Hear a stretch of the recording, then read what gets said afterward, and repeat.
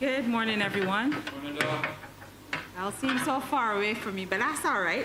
I will come to you. You don't have to come to me. While we're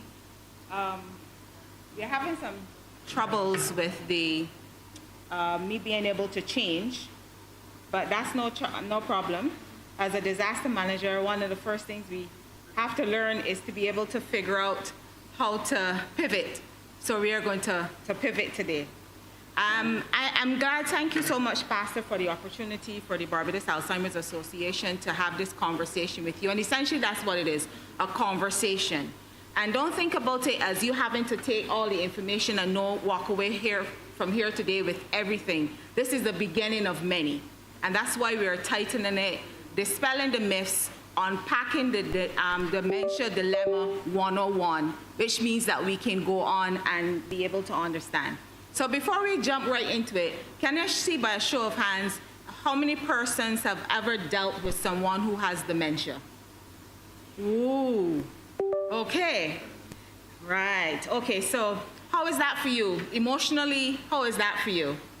And you don't necessarily have to answer. I can perhaps see it on your face. That's one of the emotions that you have to deal with it. And so, so we've got it started.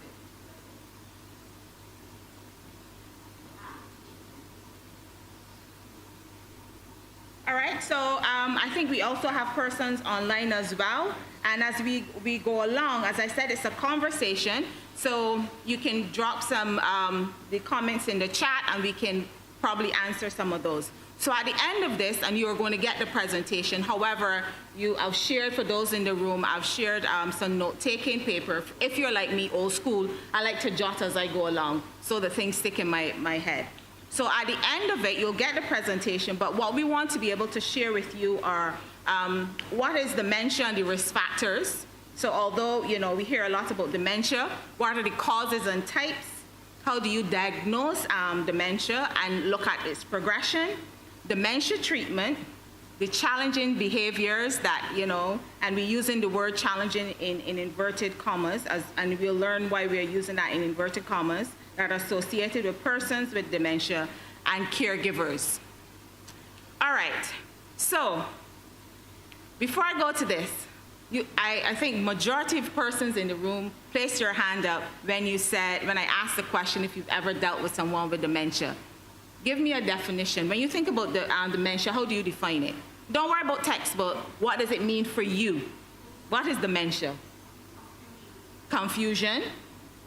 Anyone else? Memory loss? Forgetfulness? All right, let's unpack this. So this is the textbook term, And when you think about dementia, because you hear dementia, you hear Alzheimer's, you hear vascular dementia, you hear Lewy bodies, you hear Parkinson, all of those are part of dementia. So the best way for me to explain dementia, it is a group of conditions or symptoms. So, and then you have Alzheimer's, which is part of dementia. Yeah, so people use the terms interchangeably.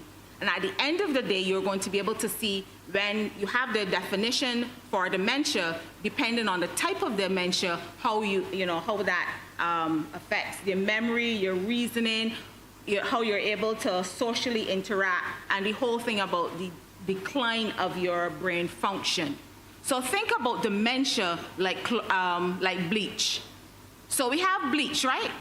But then we have different types of bleach. We have Clorox, we have the Supreme, all the other types of bleaches. But at the end of the day, it's bleach. And if you want to whiten something or if you want to disinfect something, you're going to go for the bleach.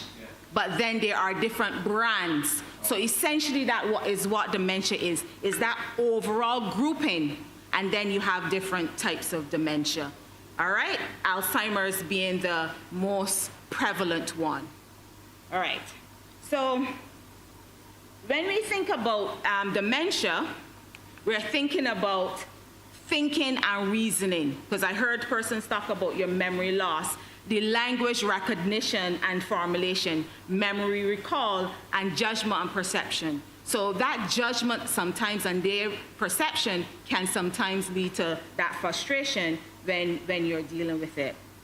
So as dementia goes on, you're going to see that persons are gradually or sometimes rapidly not able to perform the usual functions.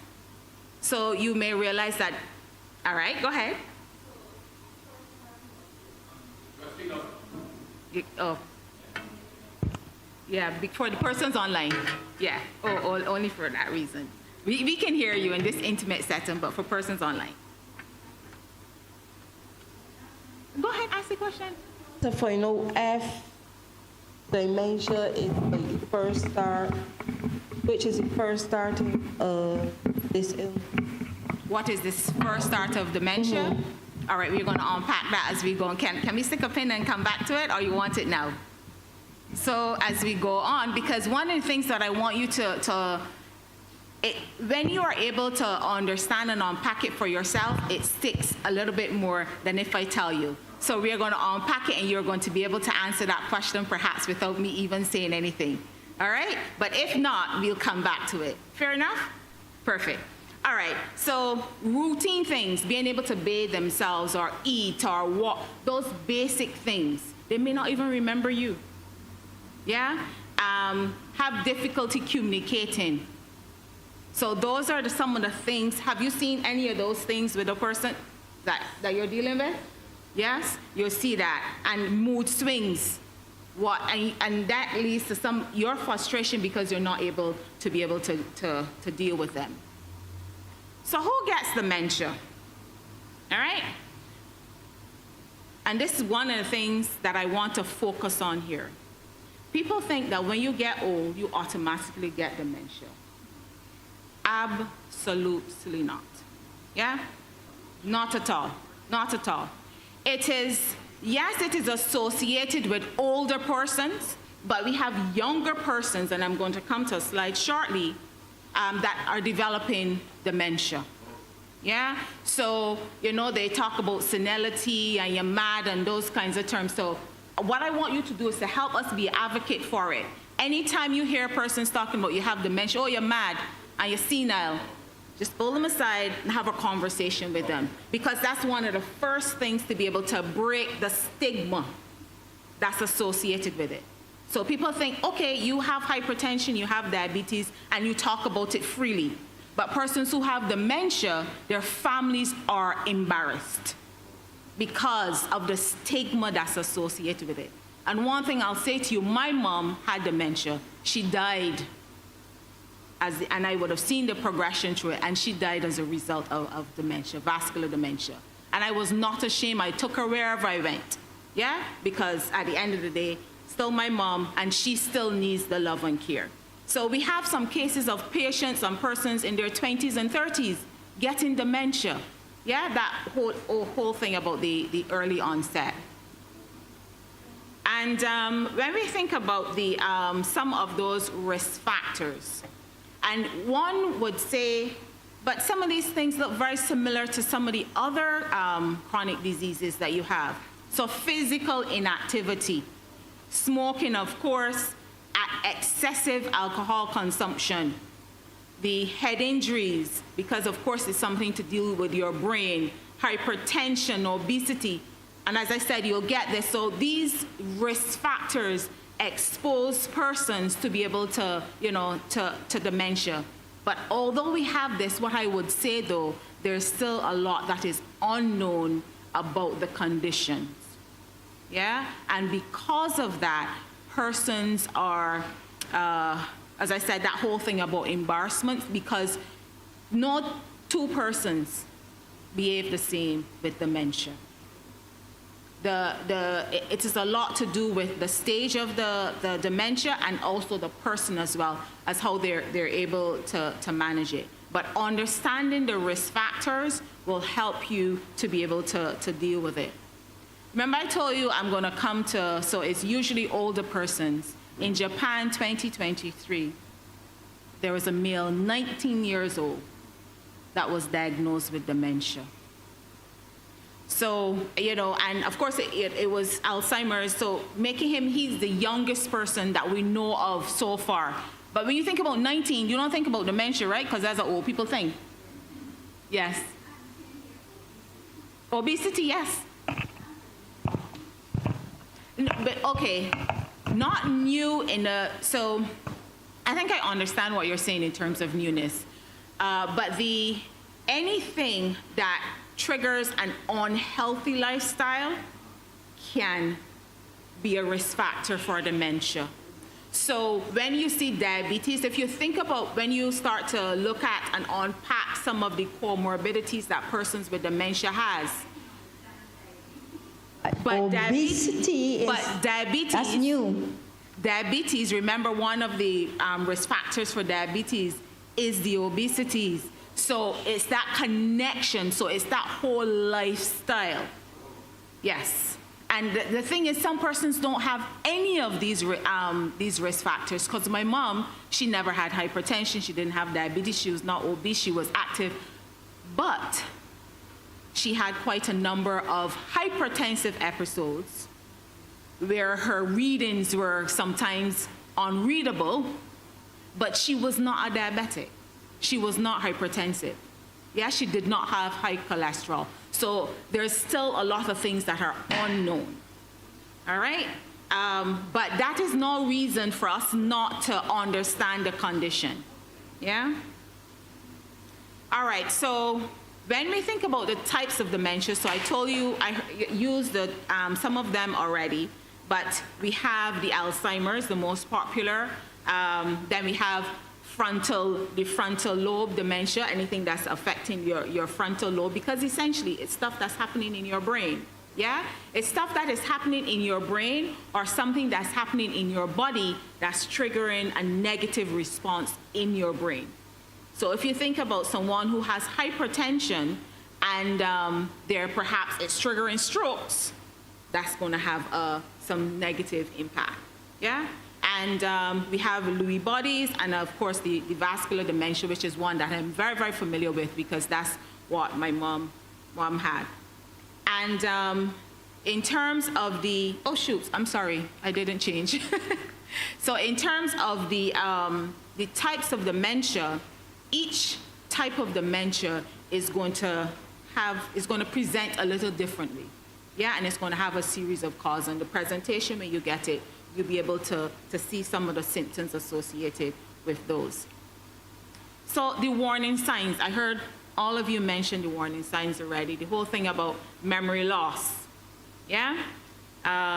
Difficulty remembering how to do things. Simple things that where you consider to be simple. With language, you know, withdrawing from social activity.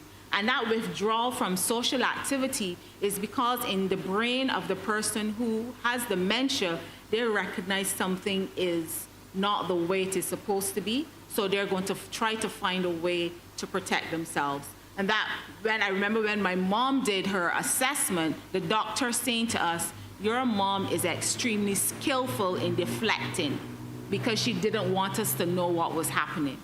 So, and we always, you know, she was extremely witty all the time, so she would end everything, you know, trying to cover things with wit. So we never really took any, you know, but the doctor who was interacting with her for the first time was able to quickly assess that that's what she was doing. So you may not see some of those changes happening because the person may be trying to find a way to be able to protect themselves. Yes? Remember things. Mm-hmm. Sometimes your glasses on your eyes and you're asking where your glasses is, or they're on your head. You forget your keys. Is that a sign? We come into that too. We come into that too. We come in. Don't self-diagnose yourself, please and thanks. Please and thank you. we come into that specific one in a slide. Yes. Errol, anything online? Any persons have online? Nothing? But nothing, no questions. Okay, all right, perfect. My question is, while you're on that, why do persons with dementia tends to remember things when they were younger? Well, I'm facing one of the sisters now, maybe in that situation. She tends to remember things from way back. Right. So your memory is going to default to a time when you are particularly comfortable. However, sometimes they don't remember those either. So it is very specific to the person, and it's one of those things that we are not necessarily able to clearly articulate with a reason why they can go all the way back. But although we say it's not a natural part of aging, as you age, you kind of go back to, remembering some of the things that would have happened in the past, but you can't remember the things that are happening right now, yeah? Because I'm coming to you, think about if you had, sometimes people buy a vehicle that was branded by, say, Bartel or whatever. And although they take off the stickers, you can still see it, right? Because it was on there for so many years. So that has been imprinted in the person for so many years. So they are, perhaps going back to a place where they are comfortable. Or they may be uncomfortable because sometimes when they go back to those memories, it's triggering something for them that is unpleasant, and it could cause them to behave in a way that you consider to be erratic. Yeah? Yes, we were saying that dementia is a brain illness, right? Can what we eat cause us to have dementia? All right, so I'll answer that in a roundabout way. So there's, unlike, if we think about diabetes and hypertension, that if you consume an excessive amount of sugar or any starchy stuff, that it can, trigger that hormonal response, or for sodium if it is hypertension.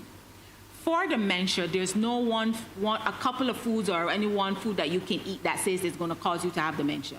We like to tell people if you eat all that sugar, you're going to end up with diabetes, or if you don't start eating so much salt, you're going to end up with hypertension.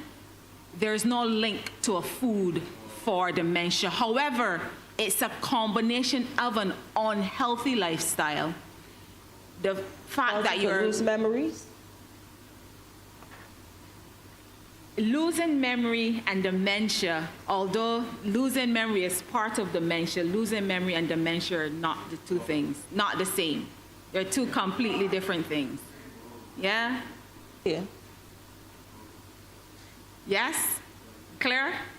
Or yes. So you can lose memory and have dementia, or you can lose memory and have a urinary tract infection. You can have some other type of infection happening in the body. You can be having a stroke. You can be having some type of heart attack or something. So it is not automatically, there's so many things that are associated with sick. So when you look at symptoms, don't look at a symptom in isolation. So don't say, okay, I'm forgetting things, and then say, oh, shoot, I am at risk for dementia. It's a combination of things coming together that causes you to have it. It could have some genetic piece as well too. So it's a whole set of things coming together. So when you see, when you get the presentation, you see the different risk factors and you start to go through them. Even if you are able, you say, okay, I have 10 of these. Don't self-diagnose yourself with dementia. Go to your GP and let him walk you through or refer you so that you can, come on in. Come on in.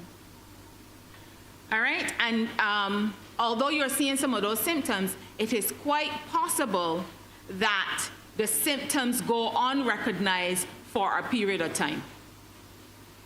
All right, so let's go with this one now. This is specific to your question. So we have age-related forgetfulness. Again, also you're forgetting some things, or we have a sign of dementia. So forgetting which day it is and remembering later that. So you say, oh shoot, what today is? And you can't remember. And then you say, oh, it's Sunday. That's dementia, or that's age-related forgetfulness. Or you just stress. Which one is it? Is that dementia? Yes or no? That's dementia? No? All right. You're missing, I forget to pay the people like bill and to cut it off. That's dementia? All right. Losing things from time to time. So you're looking for your sunglasses on the top of your head. That's dementia, or That's not, okay. You're losing track of the date or time of the year. Is that dementia? You sure? Yes. Why are you saying yes? Tell me why is it yes? Because all right, so you're making bad decisions once in a while. Once in a while, no. You're sometimes forgetting which word to use. You want to say car, but you end up talking about a shoe. That's dementia? That's strange? That's dementia or that? No? All right, you're having trouble having a conversation. That's dementia? That's dementia. You're making poor judgments all of the time. And we are contextualizing this because we know people can make some poor judgments all the time because of a lot of things. But we're putting this within the context of dementia now. So you're making poor decisions, and this is something that you consistently do.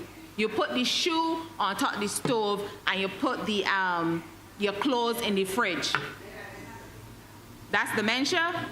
All right. You're misplacing things all the time, and you don't know where you put them.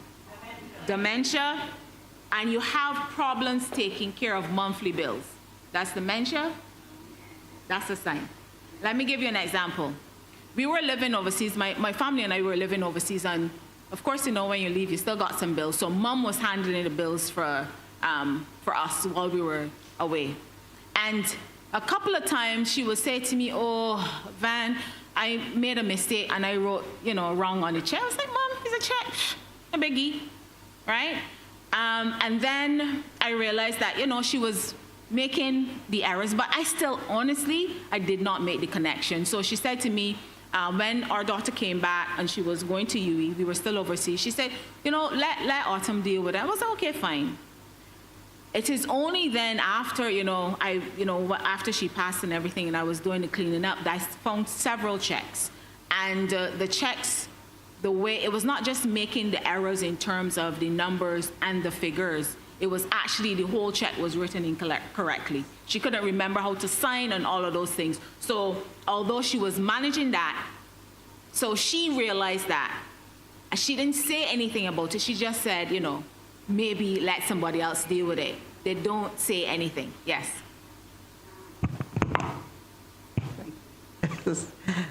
Thank you. Good morning. Good morning. What about the washing machine? You can't remember how to open it, close it. Yes. You can't remember what day of the week, time of the year. Yes. Right.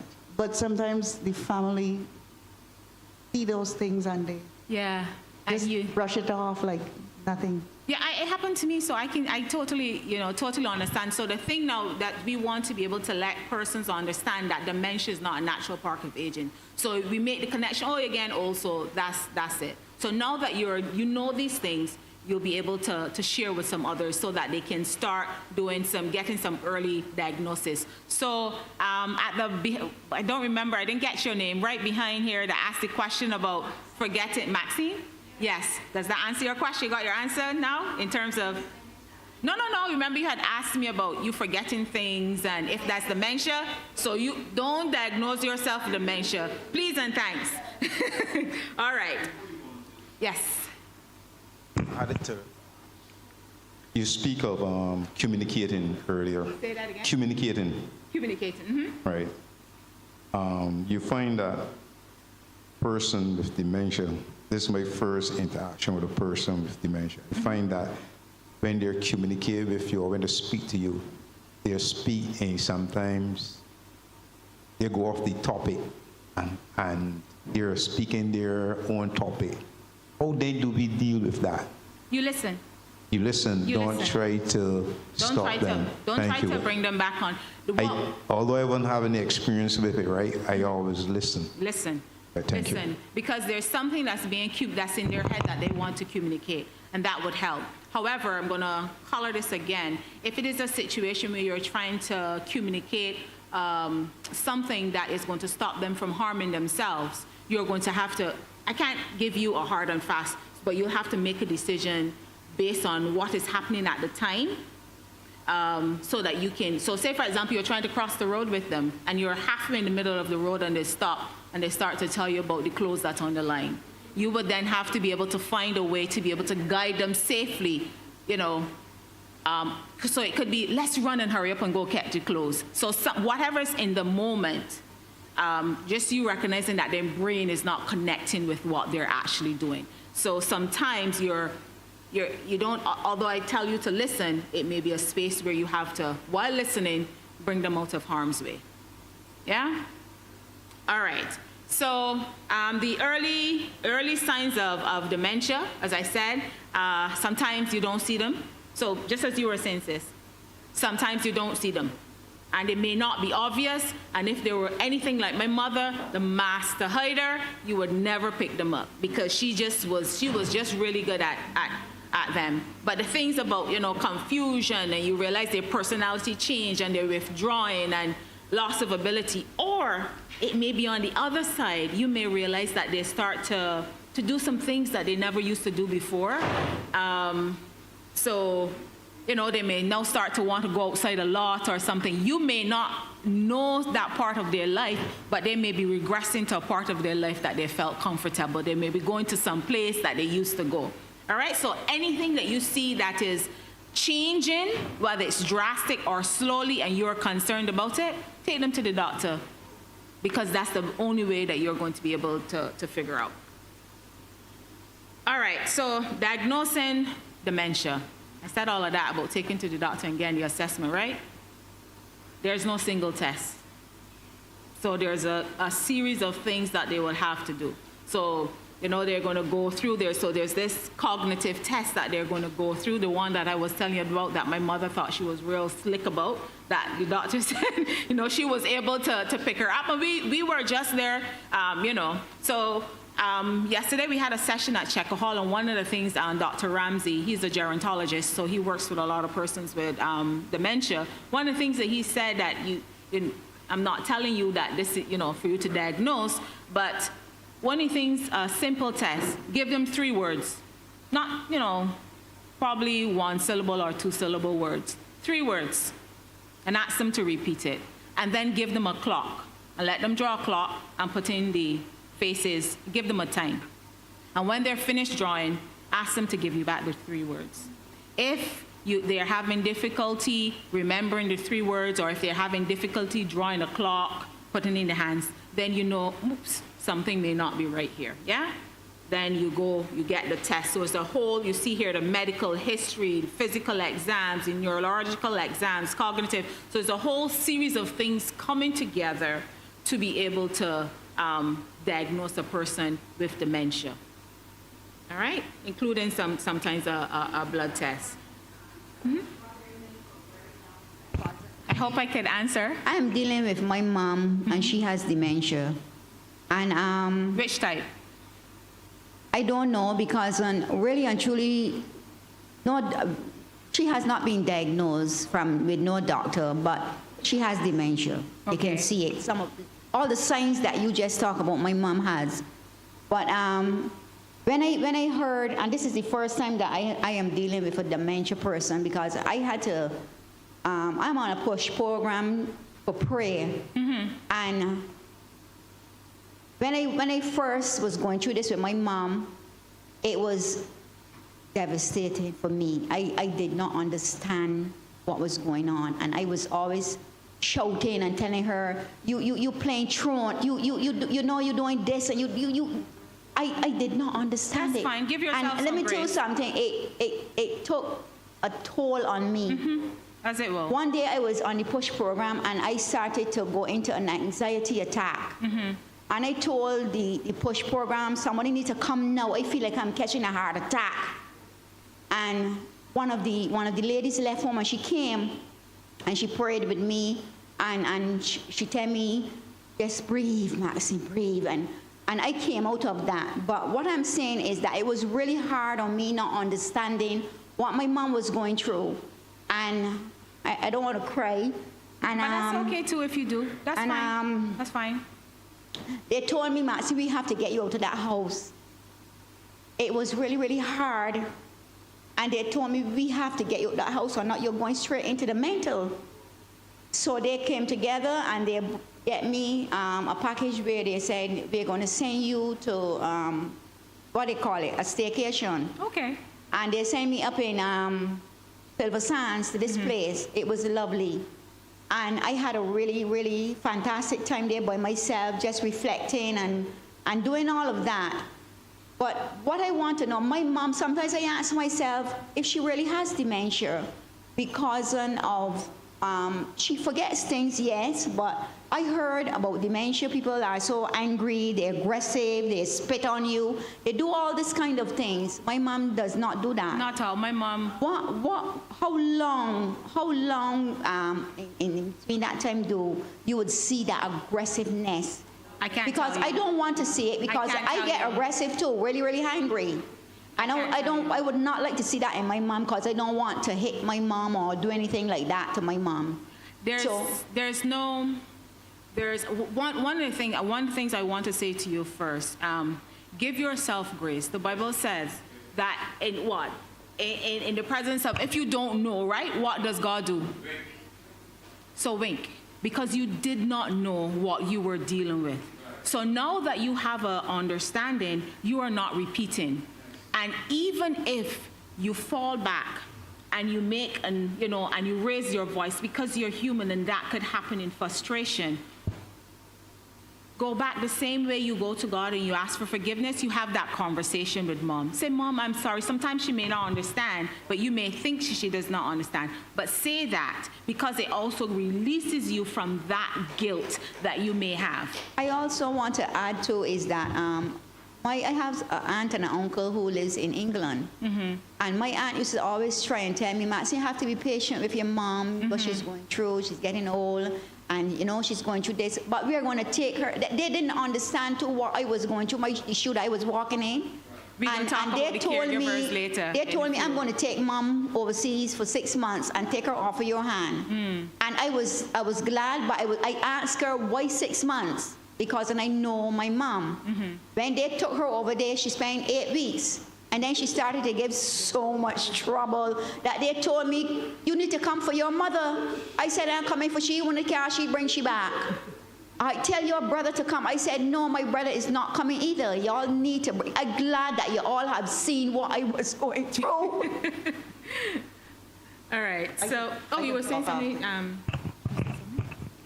I just wanted to agree with what my sister said, because sometimes you get angry because it's a normal reaction, but then you remember. The point is, once you remember, you realize what you have done, as in you're being a little sharp or a little loud because of what is happening. You apologize, right? That's it. Yeah. So don't beat yourself up. Yeah. Don't beat yourself up because at the end of the day, you're the one providing the care, and if you don't feel comfortable, they are going to pick it up. As much as they may not cognitively be able, they can sense when you are uncomfortable. Yeah? So, but what I'll say to you though is just to be able to give you a level of comfort, if you have the means to be able to do the assessment, take to the doctor to get the assessment, and I can give you Dr. Ramsey's number after this, that you can do that. We are going to come to perhaps a cure on medications, etc., but it may give you some level of comfort as well going through. We'll talk about it. We'll talk about this. I don't want to jump ahead. All right? So once you have the diagnosis, depending on where this person is within the stage, you may have to communicate with them. Sorry, go ahead.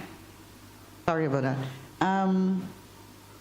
Her perspective is different from mine. Everyone. I happen to get roped into this because I was told they just wanted me to give the medication because of the person having issues with their vision. She has cataract. And then from the day I touched down, I was like, I could see all the signs, and she's very advanced. But the family is in absolute denial. And I'm like, how do I communicate this to them effectively that they see she's at a point where I'm sure she should not be living alone, because she's living alone. I just go at intervals because I live close by. And she's at a point now where if you leave her food covered, can't remember how to uncover it. Yesterday, I went this morning and the food is on the table sitting there. I have no means of effectively telling them this is beyond somebody just going and checking in on her, giving her medication. She should not be alone. Some sort of intervention should be done. You have the words, you just shared them with us. I tried. I have tried more than once. And they brush it off as she's being miserable, disgusting, whatever. The only time they get concerned is when picks up the phone and calls and says she's confused, she doesn't know where she is. She's in the house, but she doesn't know where she is. That's the only time they're concerned.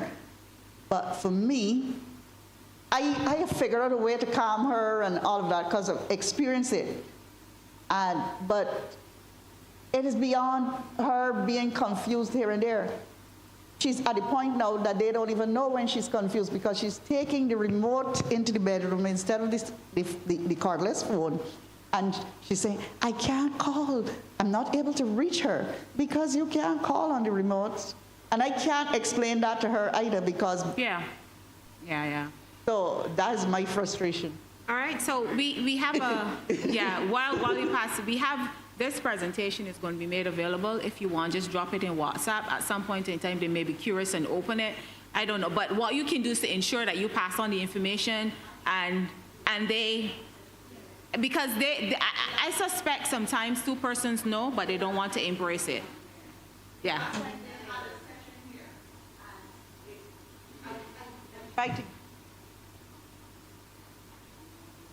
Okay. All right, we can talk about that after.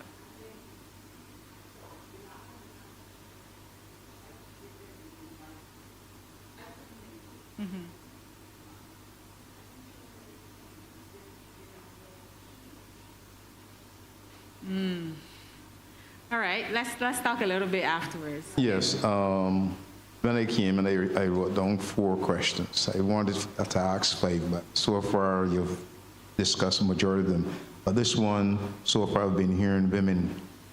We can come to that too. Okay. But no, we can answer it though. But is it more prevalent in women than men? Yes, it is. We'll dispense with that one because it is. It's really more prevalent in females than males. I don't know why.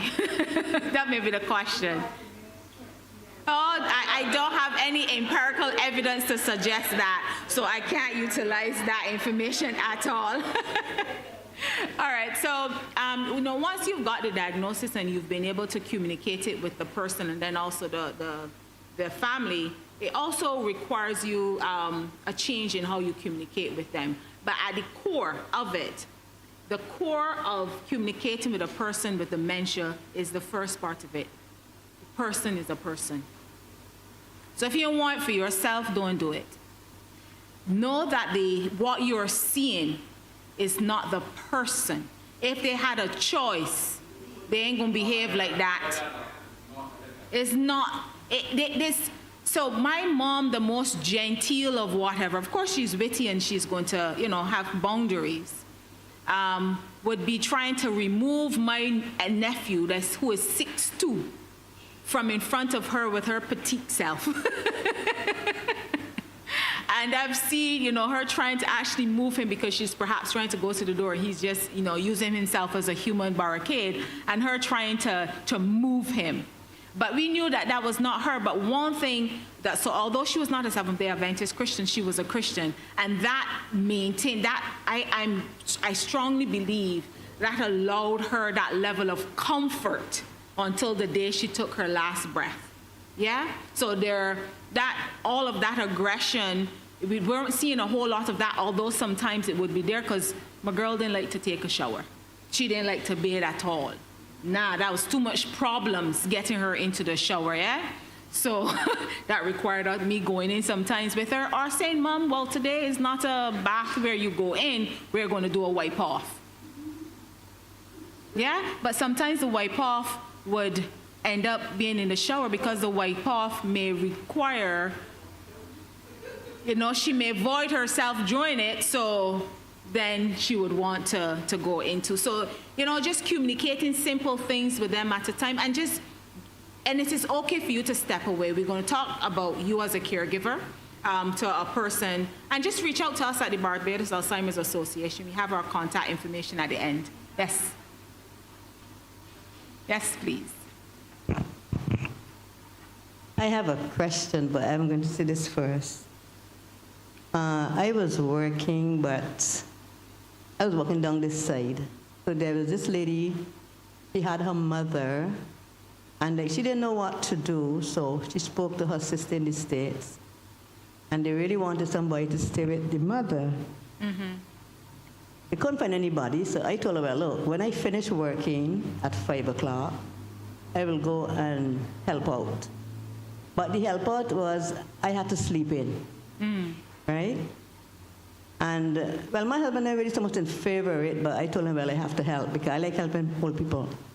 But this lady, she never wanted to go outside. If I tell her, let's go outside, no. And then she liked to go into the bath, and she wanted to go to the bath. Her daughter told me, look, do not let you get my keys because I won't find them. And then she said to me, turn off the gas. Yep. This lady used to go and turn on the gas, and she would say, I cooking for David. David coming home now. He just bringing in the sheep, and we ain't seeing no sheep.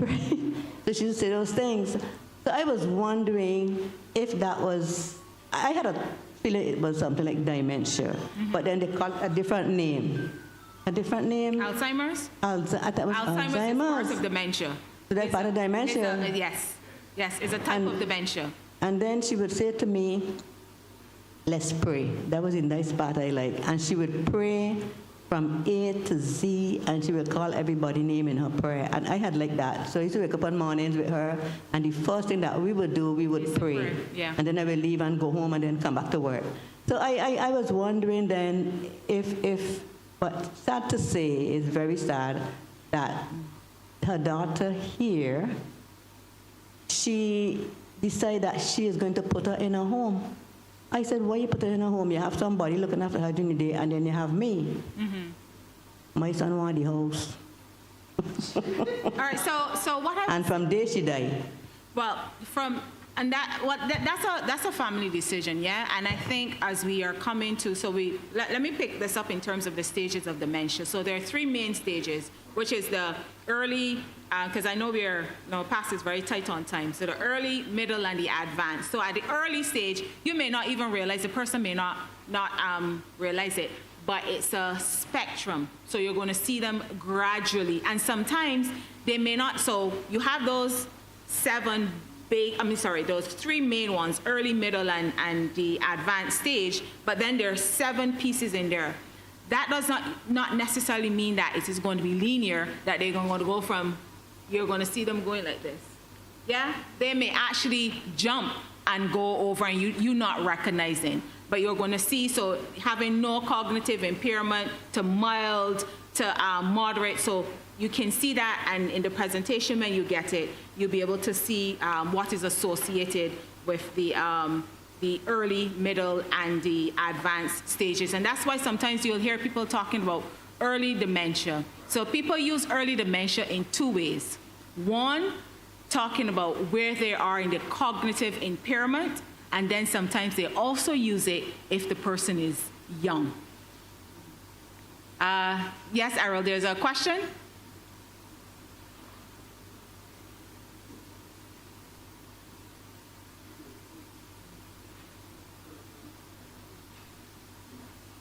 So we're just trying to get a question from the persons online. Okay, I saw a question here from the person has the hand raised, so I assume they don't want to type it in.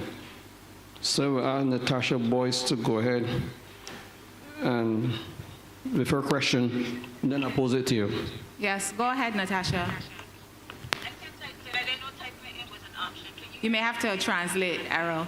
I can hear you, Natasha. Okay, perfect. I wanted to question the comment made about diagnosis because I have taken a parent for a diagnosis. The diagnosis came back negative for dementia, only to find out a couple months after that the person was suffering from a different type of dementia called vascular dementia, and I would like to get a better understanding of how that is possible. So, I'm not sure if I heard all of it, but the person said that there was a test for dementia. It came back negative. Came back negative, but then later on there were. So that's the part I'm not 100% clear on, because if they were tested for dementia, then they should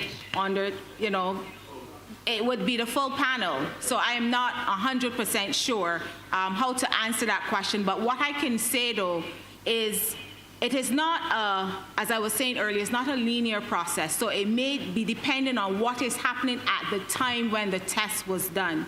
Vascular dementia presents differently, and so I'm assuming that perhaps it was Alzheimer's and that one may have come back negative. I'm not sure, I don't have the history, but it may be that which is the most prevalent one, and then vascular dementia, which sometimes could be a little bit more difficult to diagnose. So that's the only way I'm able to answer it without having good information about what would have happened in the past. But if it is, what I would say though at this stage is, at least now you have a diagnosis that you can work with.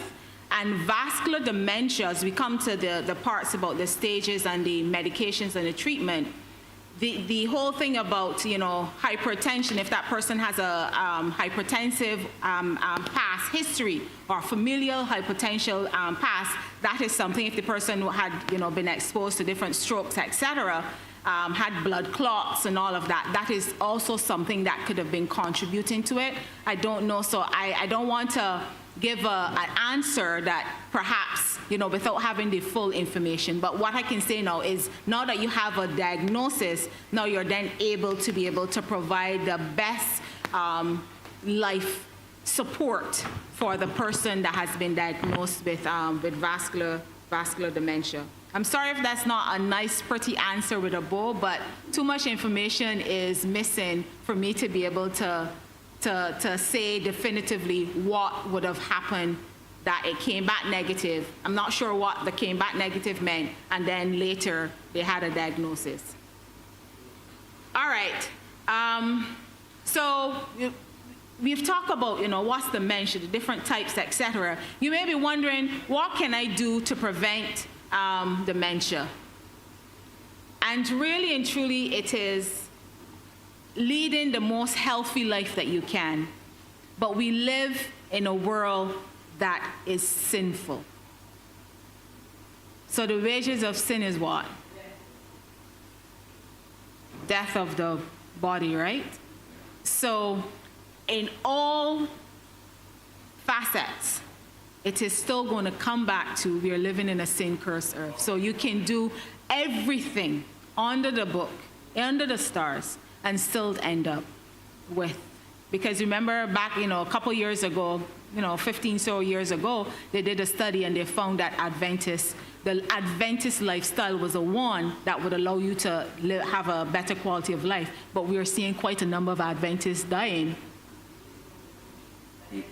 I just talking about the study, right? So you are going to experience that. So how you live the best life that you can, both healthy and spiritually, and follow the word of God, that even when death comes, you are able to your family is going to be able to deal with it in the best way possible, but that there's hope past that. That is all, So all of these potential ways that we have of being able to prevent dementia.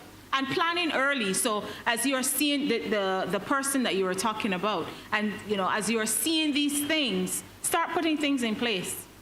It's going to be difficult. I remember when my mom, the last month of my mom's life, we started to have the difficult conversation about what does her aftercare look like, after her death. Planning the funeral and where we're going to go and all of that. So when that actually happened, we were then able, although they had those 3 or 4 bank holidays because it was at the end of July, we were still able to have her funeral within a week because we had started those things. Yeah? And if there are things, a person has means or whatever, if there's the will, that's another conversation. Start those things. It's a difficult conversation, but start them because it's important. Planning ahead. So answering the question now, there's no cure for dementia. There is no cure. There's no cure. But what you're trying to do is to make the person's life as best as possible. Give them, just think about yourself. What would you want for yourself? And give it to the person.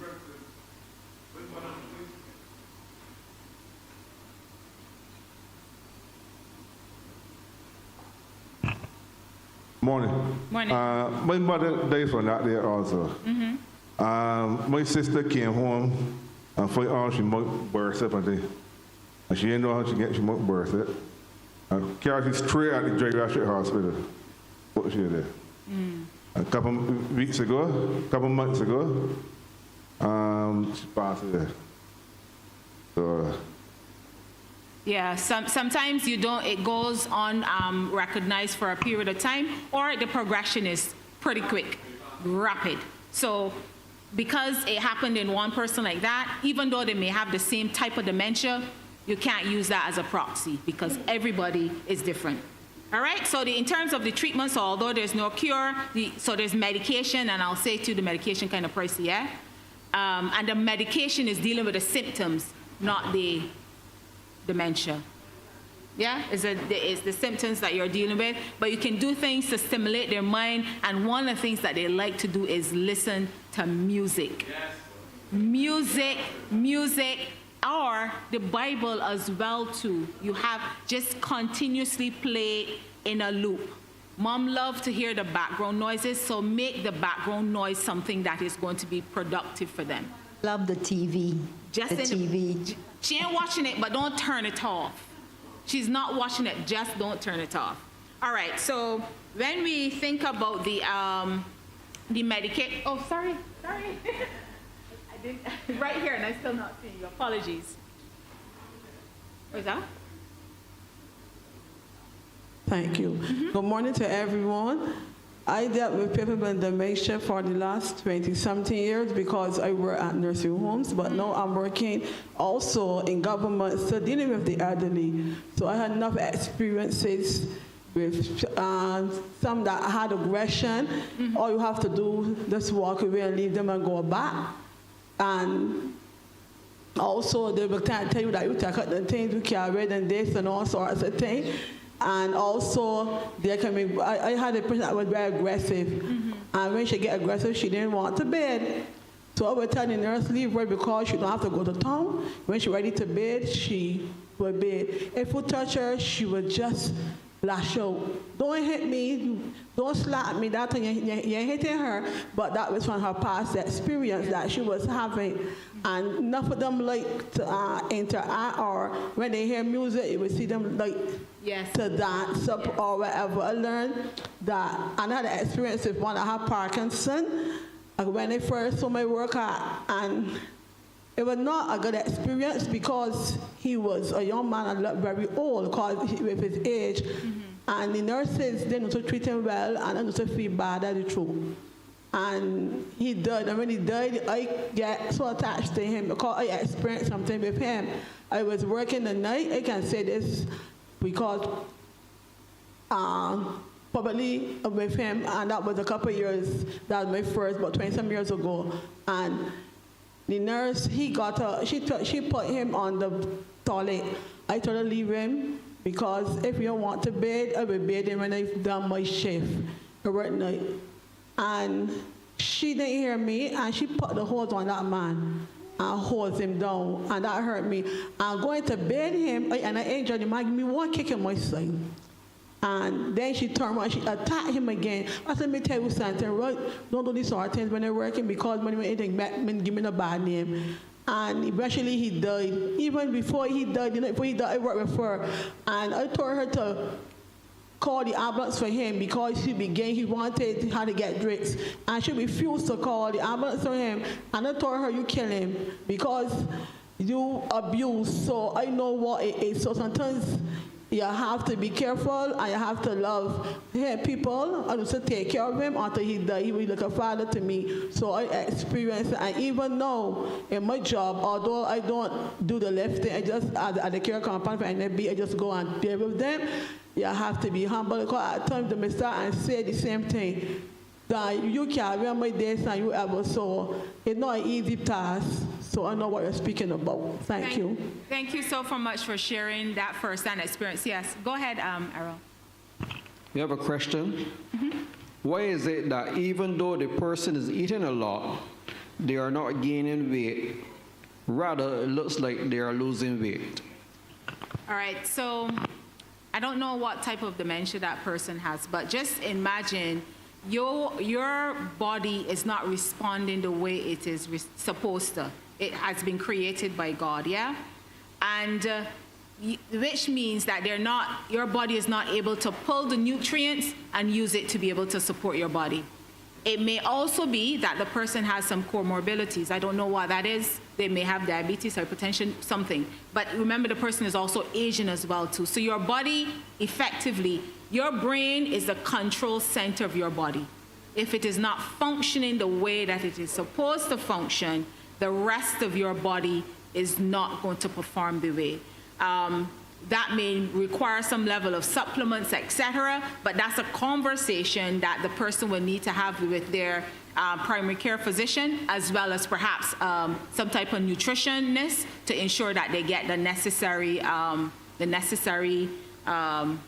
support from the foods that they're consuming.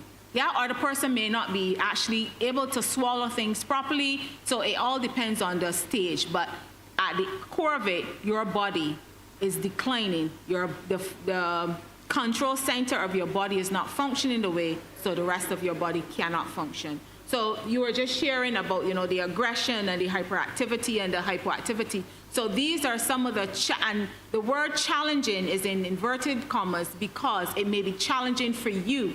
But just think about it, it's also challenging for the person because they do not understand what is happening. So it's the condition that is causing them to behave like that. So see what the Bible says, that God sees us and not the sin. So he hates the sin, but he loves us. So you may hate the behaviors, but you must love the person. And what I would also say, if you know within yourself that you're not able to deal with it, it's okay. It is all right. So just because it's your mom, your dad, your auntie, your granny, if you are not able to deal with it at that moment in time, give yourself grace and step away. What I will say is don't step away and throw your hands up in the air and say I ain't got anything to do with it. Find someone and support them. Because that may not be you at that point in time. Some point in time you may develop it, but don't beat yourself up if you're not able to deal with it at the moment of the diagnosis. Yeah? So that's why I want you to walk away with it. So caregiver, as we wrap up. If you are not what they say, you can't pour from an empty glass. If you are not cognitively, mentally, spiritually, physically able. And I'm glad you shared your experience of being able to, persons coming in and giving that intervention.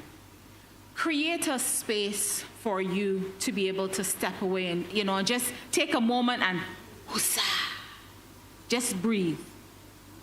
Because it's a continuous, when you're caring for someone with dementia, even when they are sleeping, you are not able to rest comfortably because you're sleeping with your eye open because you ain't sure when they're going to get up and start to, as we say, terrorize the house. But it's not necessarily terrorizing the house when they start to roam around.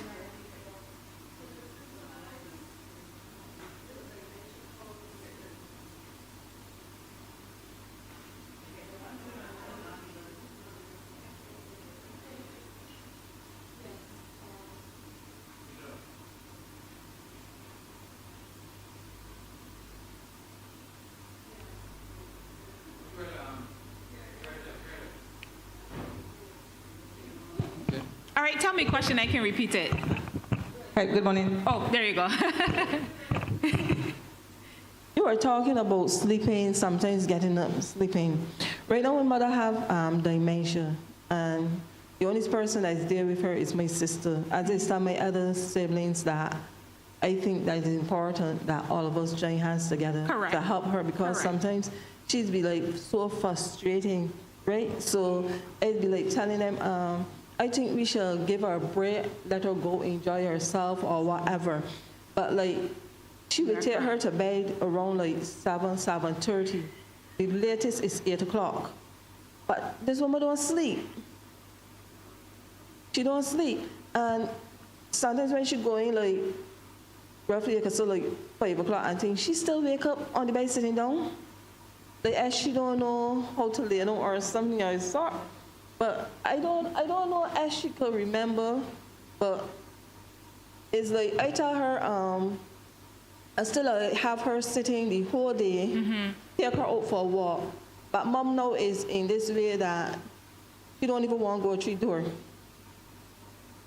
It's like she's so scared to go outside. Okay, so I totally agree in terms of it being a combined effort, all of you guys coming together, giving the primary caregiver a break. So that's an excellent, excellent idea. I hope you guys can actually implement it. Well, right now she's still there alone. I just go and help her a lot. That mom helps. is like, I don't know which stage she's at right now, because right now mom can't even remember that she's schooling herself and that sort of stuff. So it's like a lot of pressure on my sister. So Just go and find a way, have the conversation with her and try to see how you can help. Let her guide you in terms of how to help. But when you go there and you see that she's tired, just perhaps they may need an intervention like Maxine. Take her out and send her somewhere, but that's a conversation that you can definitely have for the family. One of the things I did with my mom, because she didn't want to go outside, but she loved a little evening snack. As she used to say, God get something sweet to eat after you done eat, right? And that sweet tea after you're done eat required a walk outside. So let's go outside, and she would have that, whether it's fruit, because that's sweet to eat too, fruit, or whether it would be what people considered an unhealthy snack, which it may be, some kind of custard-filled biscuit or something like that. So,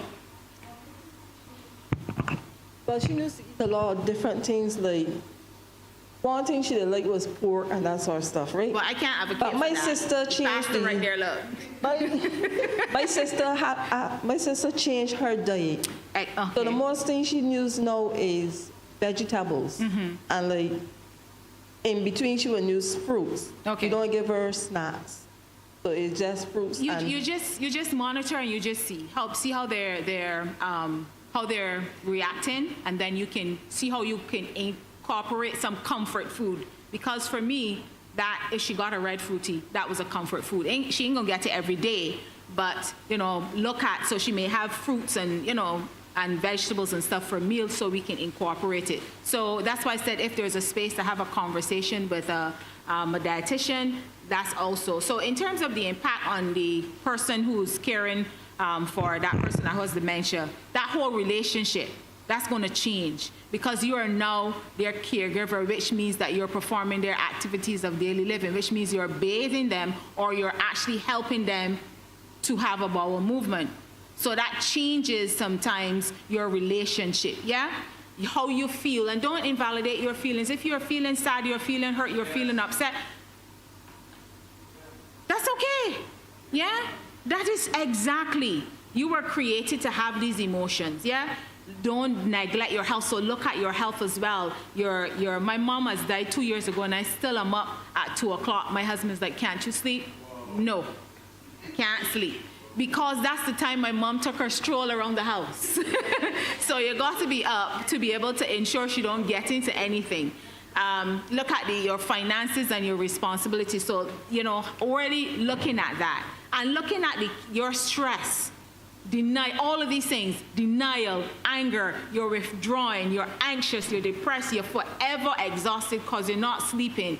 You can't sleep even though you're exhausted, but you still can't sleep. You're irritable. you know, you're frustrated, you can't. So all of these things, do not invalidate them, because if you invalidate them, you then are not in a position to be able to take care of the person, but more so yourself. Yes? And there's one of our caregivers, her mom is still alive. She said that someone said to her that as a caregiver, you are taking care and you are putting your body under the stress. So you have the stress of taking care of someone who has already lived their life. So you now are trying to manage, live your life, but you have to take care of that person. All right? So these are some tips here that you can get. So don't be afraid to ask for help. Asking for help is not, you know, that does not make you less of a person, or don't say that you don't love the person. You need help. So if you need to step away, and I'm telling you this, knowing that if I'm being completely transparent, I never asked for help because I figured I could do everything myself. Yeah? But I had a wonderful support system in terms of my nephew, you know, because persons would say, oh, a young boy, he should be out living his life. But he put his life on hold to take care of his grandmother, because guess what? Who took care of him when he was a child? The same grandmother, yeah? So I had him, and I had my husband, my daughter. So, and my brother, he was not, so I'll say that he was not able to deal with it. He said, sis, you go ahead and deal with it. But he would provide some of the financial resources to be able to do it. But he said, I cannot deal with seeing my mom like this. But and that's okay. Yeah? Find some other way that you can help.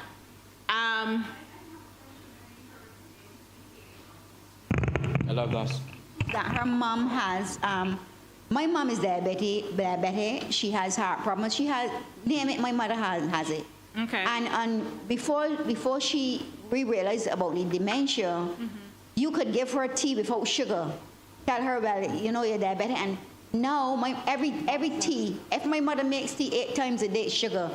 But is that part of... How old is your mom? She's 83. All right, so here's what I'm going to say. This may be an unpopular opinion, but this is what I would say. She's not going to live another 83 years old. I'm not being, you know, there has to be some level of comfort for your mother to deal with this difficult thing. You ain't going to sweeten it to poison her with the sugar, but putting a little bit of sugar is not going to significantly reduce her quality of life. That's fine.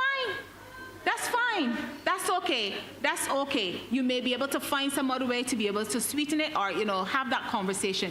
But don't rob the person of some of the things that give them comfort. That may be unpopular, but I'll stand by it. As I said to y'all, I gave my mother red fruit tea. Give her a plus. People are like, yes. And she was not 83, she was 73. Yeah? But those were things that gave her comfort. Now, you saw the smile on her face when she drank the red fruit tea. Yes, mommy, that's the red fruit tea. Yeah? So, the pastor back there, the comfort. No, that's fine. But the comfort things. And as you said, she's diabetic, so you can monitor, you can see what her blood sugars are, and you can determine how you're going to incorporate that. Yeah? So, I know you spoke, remind me of your name again? Ingrid. Ingrid spoke about you called it where you come and you sit with the person who has the elderly person. Remind me of the name again. A companion.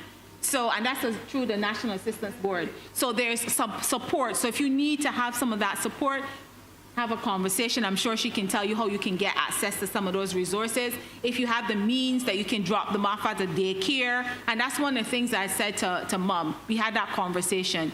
That if it came to the point she's not able to take care of herself and we have to drop her at daycare, so she can go during the day and then we grab her back. But luckily, I did not have to, I worked from home, so I was able to cover that. To the national insurance, national assistance thing about my mom, and they gave me so much runaround. But that's all right. Still continue. You run around with them. You don't declare. You run around with them. But just remember, the demand is greater than what they have resources for. But no, ain't stress. Don't look at it. It might change your mindset. Run around with them. She's going to talk to you. She has the inside information.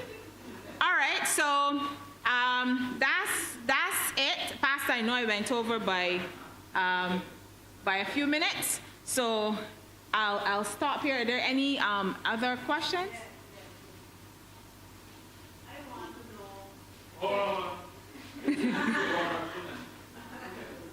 Yes, one question and then we close. So you have the final question.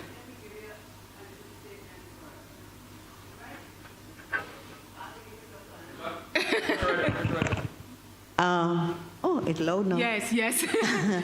At one time, my mother-in-law, I wondered if that was really dementia or Alzheimer. Hold on. I gotta stop you here. Dementia is a group. All right, so is a group. Alzheimer's is dementia. Oh, okay. Alzheimer's is dementia. Okay, and she had liked me a lot. Uh-huh. Real lot. She couldn't do it without me. But for me, I would take old people and carry them here and carry them there. Right? So this time in particular, I mean, I was washing her hair, and she cursed me so stink, you know, and then, I mean, I was washing her hair at the time, and she started to cry.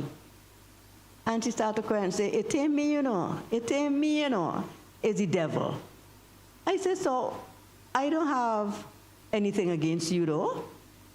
She said, I'm so sorry I did that to you. I'm so sorry, but it's the devil.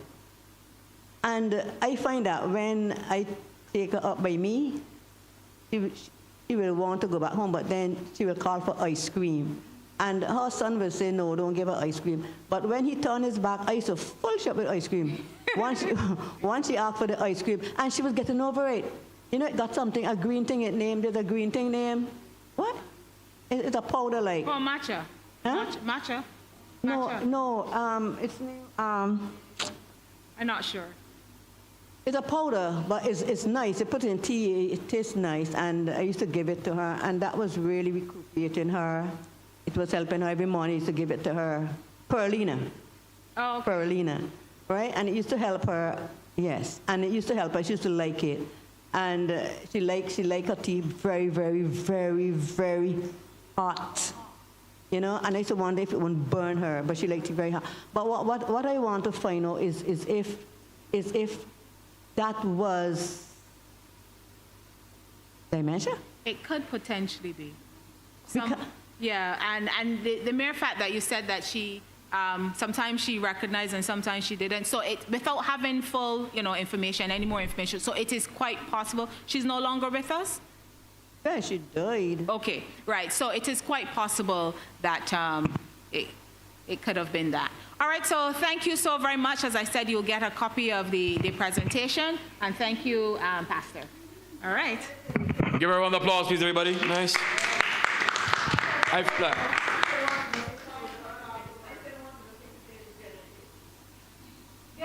She said it, yeah. She said it before you came, yes. Yes. But look, I felt so proud listening to Dr. Springer. To see our young people, our young doctors. You know what I mean? She's a doctor, but she can't give us a Panadol. but she, you know what I mean? She can't give us a Panadol. She can't prescribe Panadols. But it's just wonderful. Your heart wasn't gushing. See young people, man, in church, ready to give back. And let me tell you this, community services leaders and personnel, she will be guiding us we're doing in January, our community emergency relief teams. And she be spearheading, because she has this, deals with disaster management, so, all right? So we're going to extensive training. Pardon? Dr. Evan Ines Springer, all right? Wonderful lady. Doctor, come out here, don't leave. We don't move so in community services. Maxine, come out here, please. You're part, by doing our presentation, you're a part of us. Your honor, yeah, man.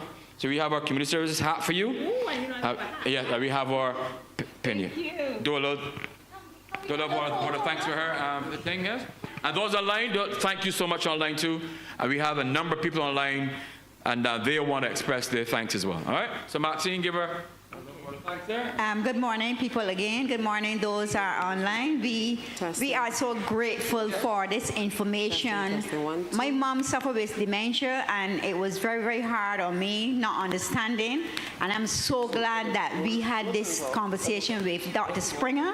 So on behalf of the pastor and the community services members, those online too, we want to present this token of appreciation for our love and the devotion, that you give us, the time you took to come here and to involve us and inform us of this information that we had. So thank you very much, Dr. Springer. Thank you so much. Thank you.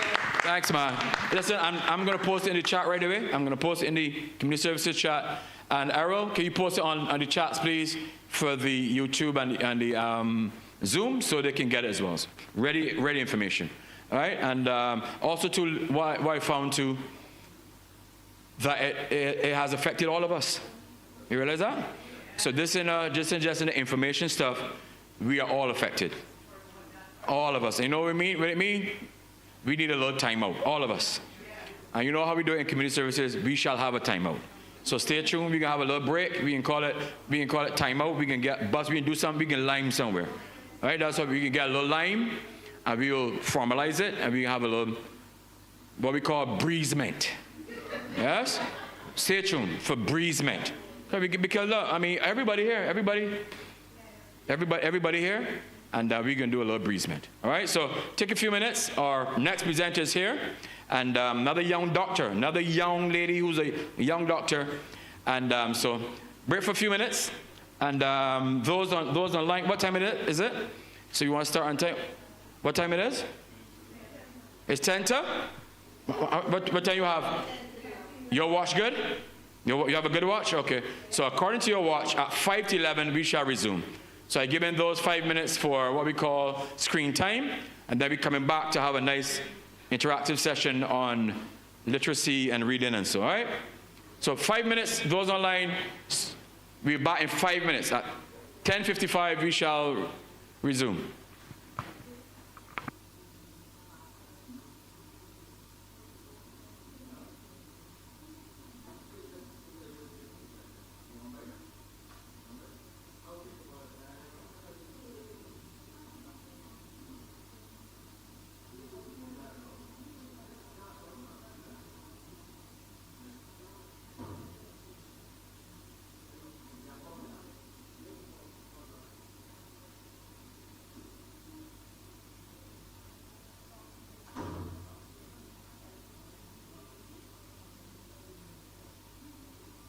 This next section is very formal, so we can gather around and we participated in people. And also why we brought this, my mother-in-law.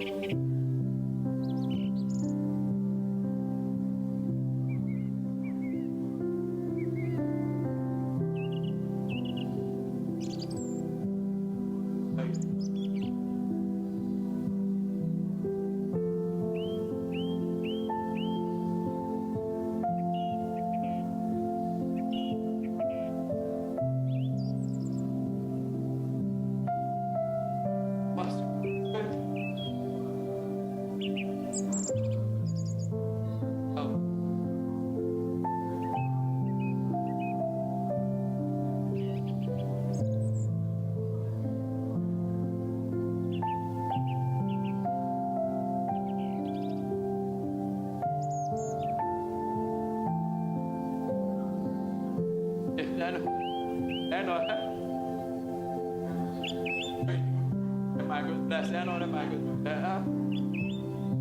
Mangoes green. Where mangoes?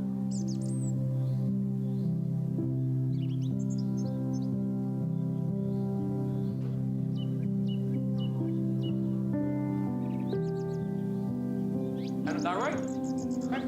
Sorry.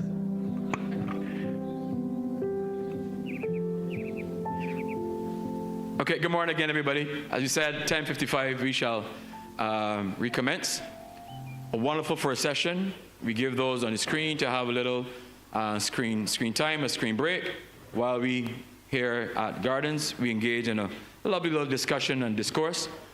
But while we're going on, we want to say thanks to the Gardens Church. We want to say thanks to Sister Jackie Wharton, for accommodating us. She and her husband, who is the person in charge of communication. Give them a round of applause, everybody. Give them a nice round of applause.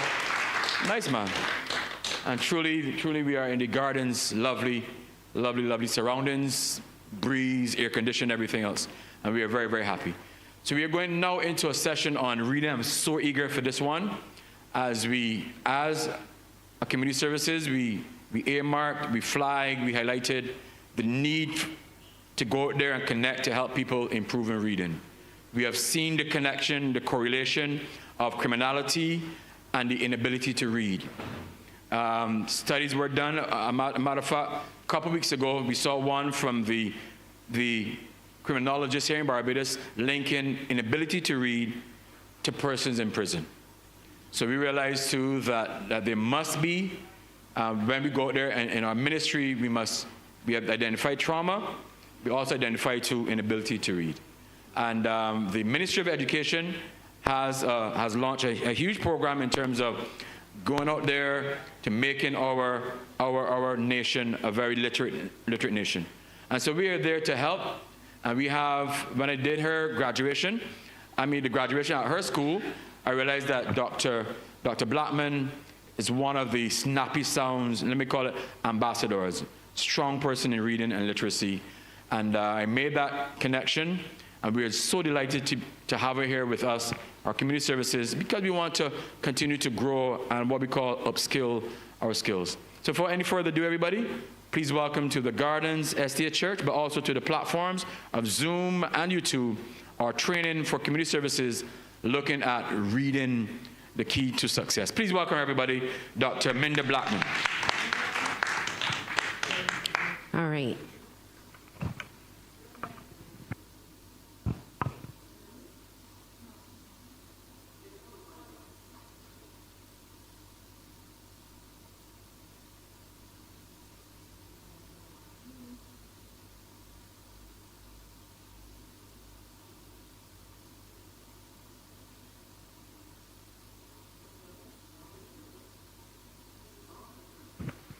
Testing, good. All right.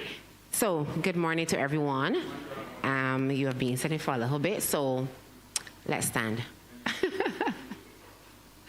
Let's stand. All right. Good. This is not an exercise session, all right? But we're just going to sing good morning to each other. So get a partner. And we're going to sing a song. I'll teach you. Good morning, and how do you do? Good morning, we're glad to see you. So morning, yes. With bright, happy faces, we greet you with cheer.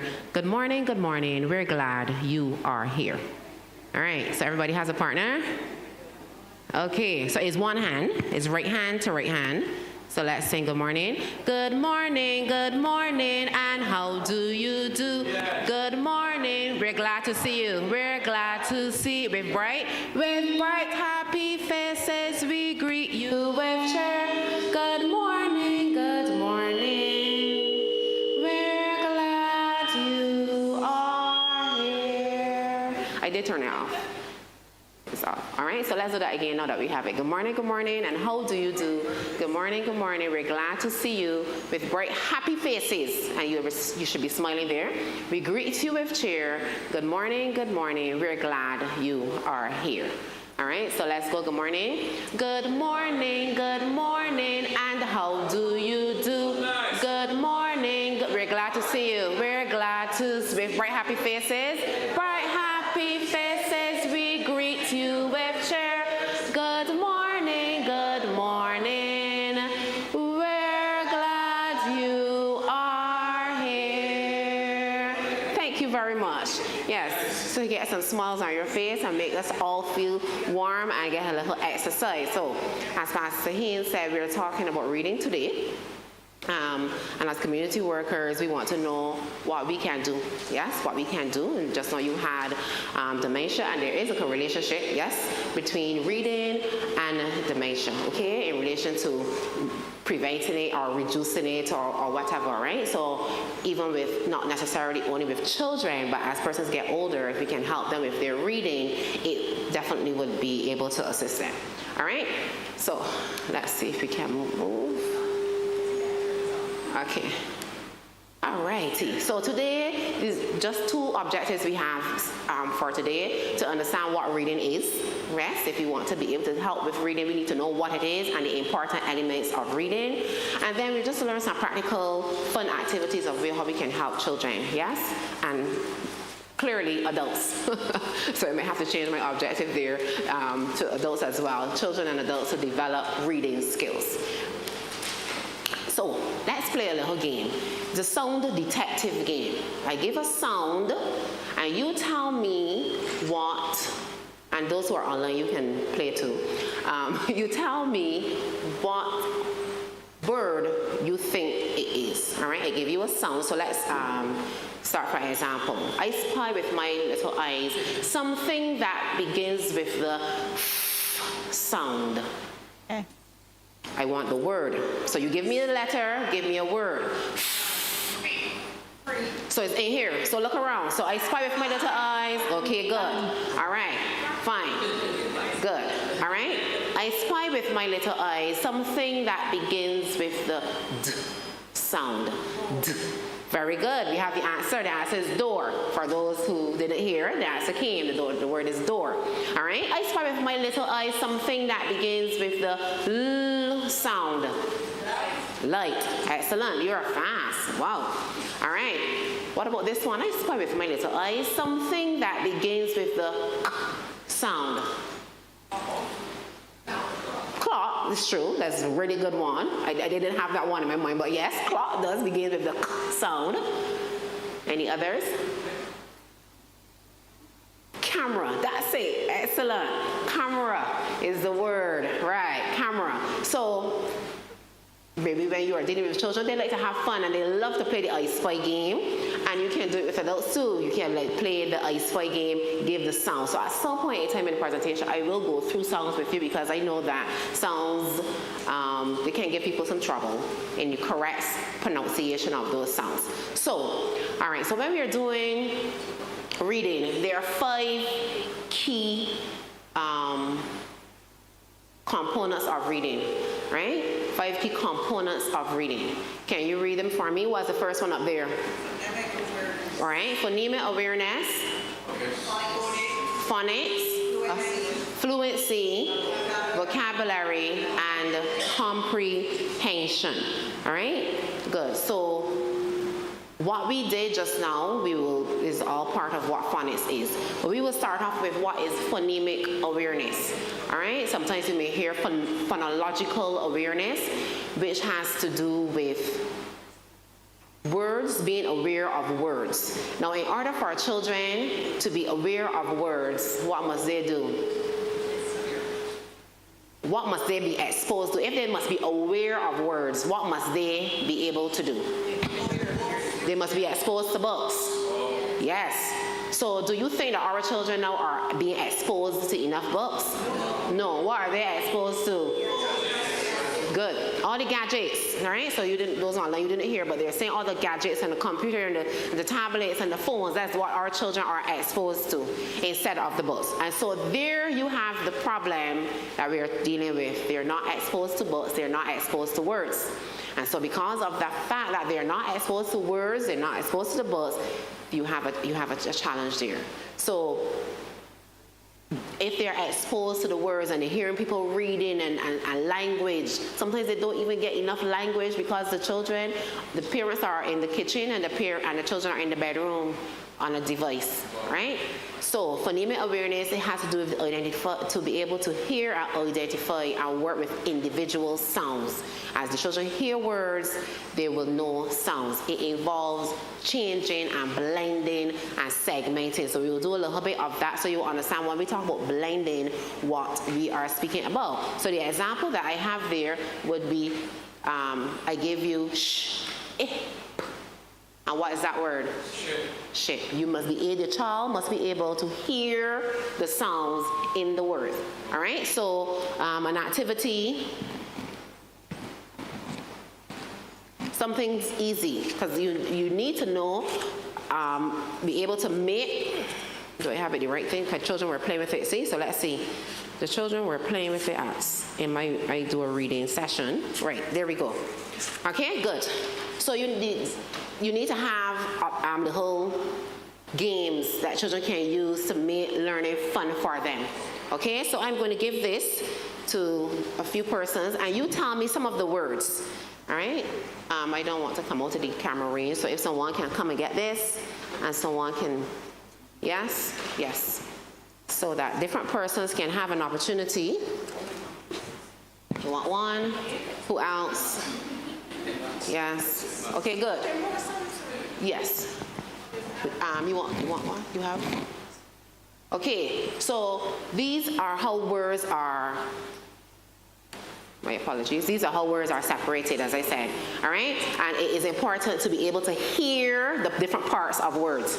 So hearing different parts of words, that is important, as in a general idea. So phonemic awareness has to do with your general idea of words, of being able to put sounds together and break them apart, and so on. So give me some of the words you have on your card. Hold a minute, the microphone is coming.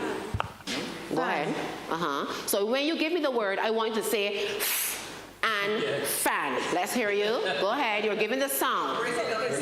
Yes, you're breaking it down. So go ahead. And fan. Good. Another one. Oh, fan, fog, and fog. In, fin.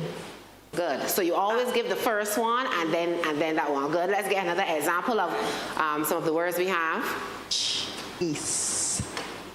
Chip. Ease. Good. So we have sh and ease. What's that word? Cheese. Cheese. Ear. Ear, which is? Chair. Chair. One more. Chunk. Chunk. Chunk. Very good. So let's get someone else.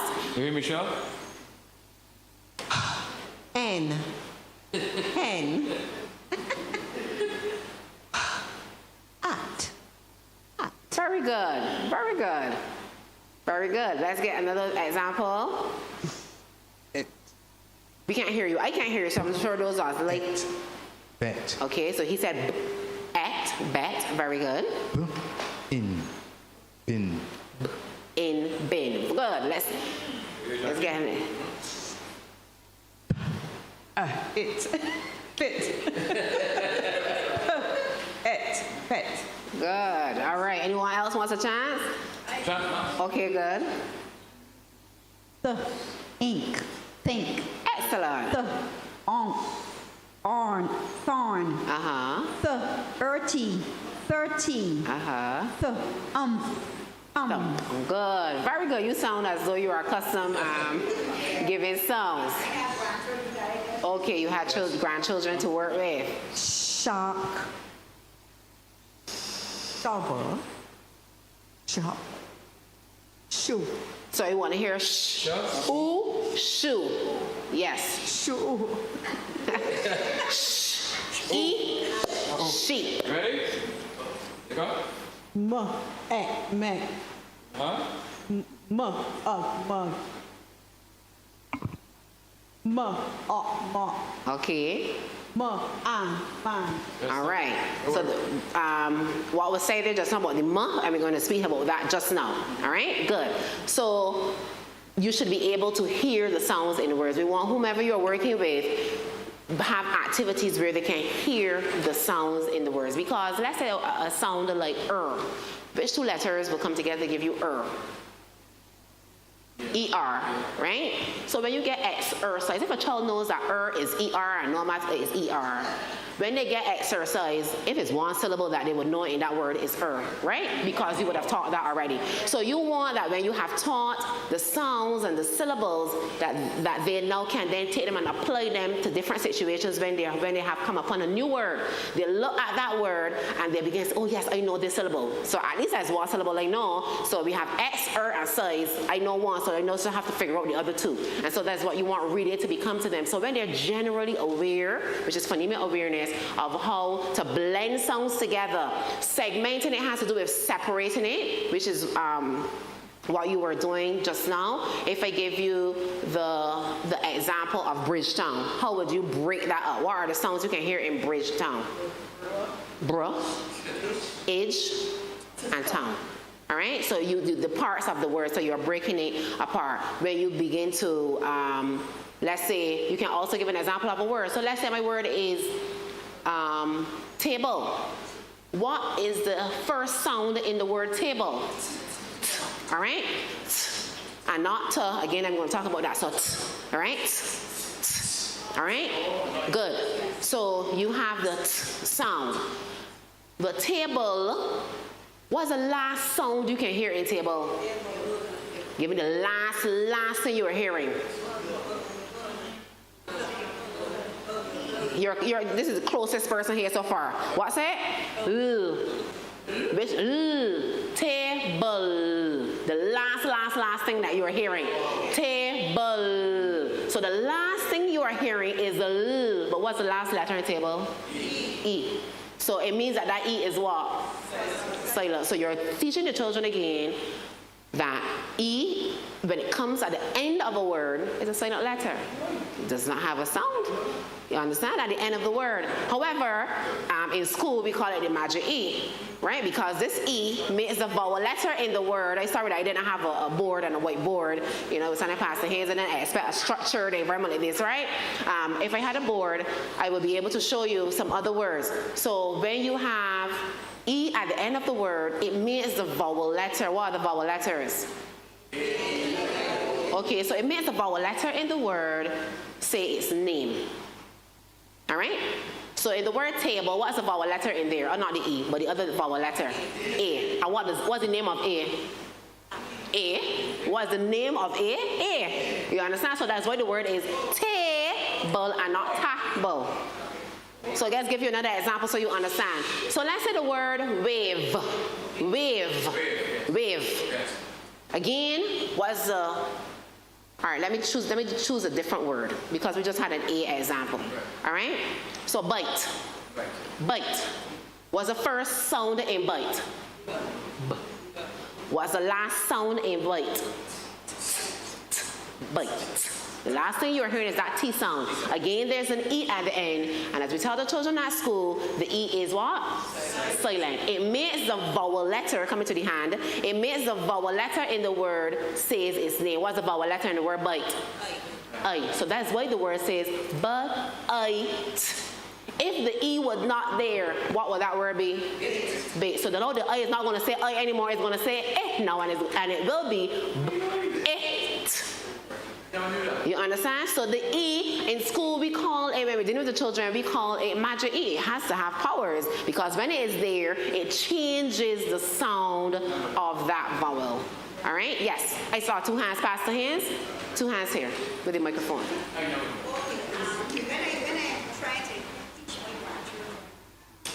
Especially the little one, you find a word that C has 2 different... 2 sounds, yes. Right, so how would you... You make sure you tell them, that's it. You just tell them.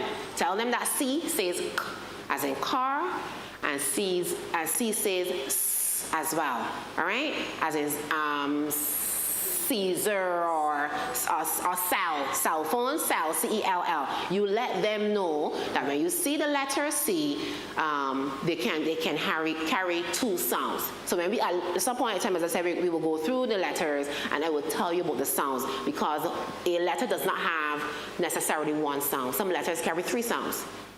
And so they need to know all of them. And then you would find sometimes a word which is like serenity.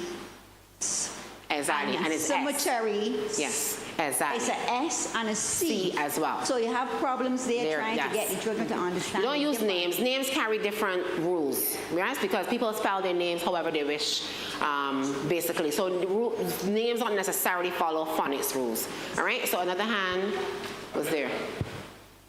I want to go back to table and tablet. Yes. And the, what do you call it? The magic E. The magic E. Yes. So where the table, which gives you that sound, and Yes. then when the T is at the end of it, it changes. You're coming to that, so I should. You mean that in tablet, Yes. the E is not the last letter any longer? Right. So it does not carry that magic. It loses its power. It loses its power. It only has its power when it's at the end. It only has its power when Okay. it's the last letter in the word. Okay. If another letter comes after it, it does not have any power. It goes back as and functioning as its normal thing. What is it? Which says E says E or E says E. All right, good. All right, so all vowel letters, they carry those two sounds. So repeat after me. A says A and A says A.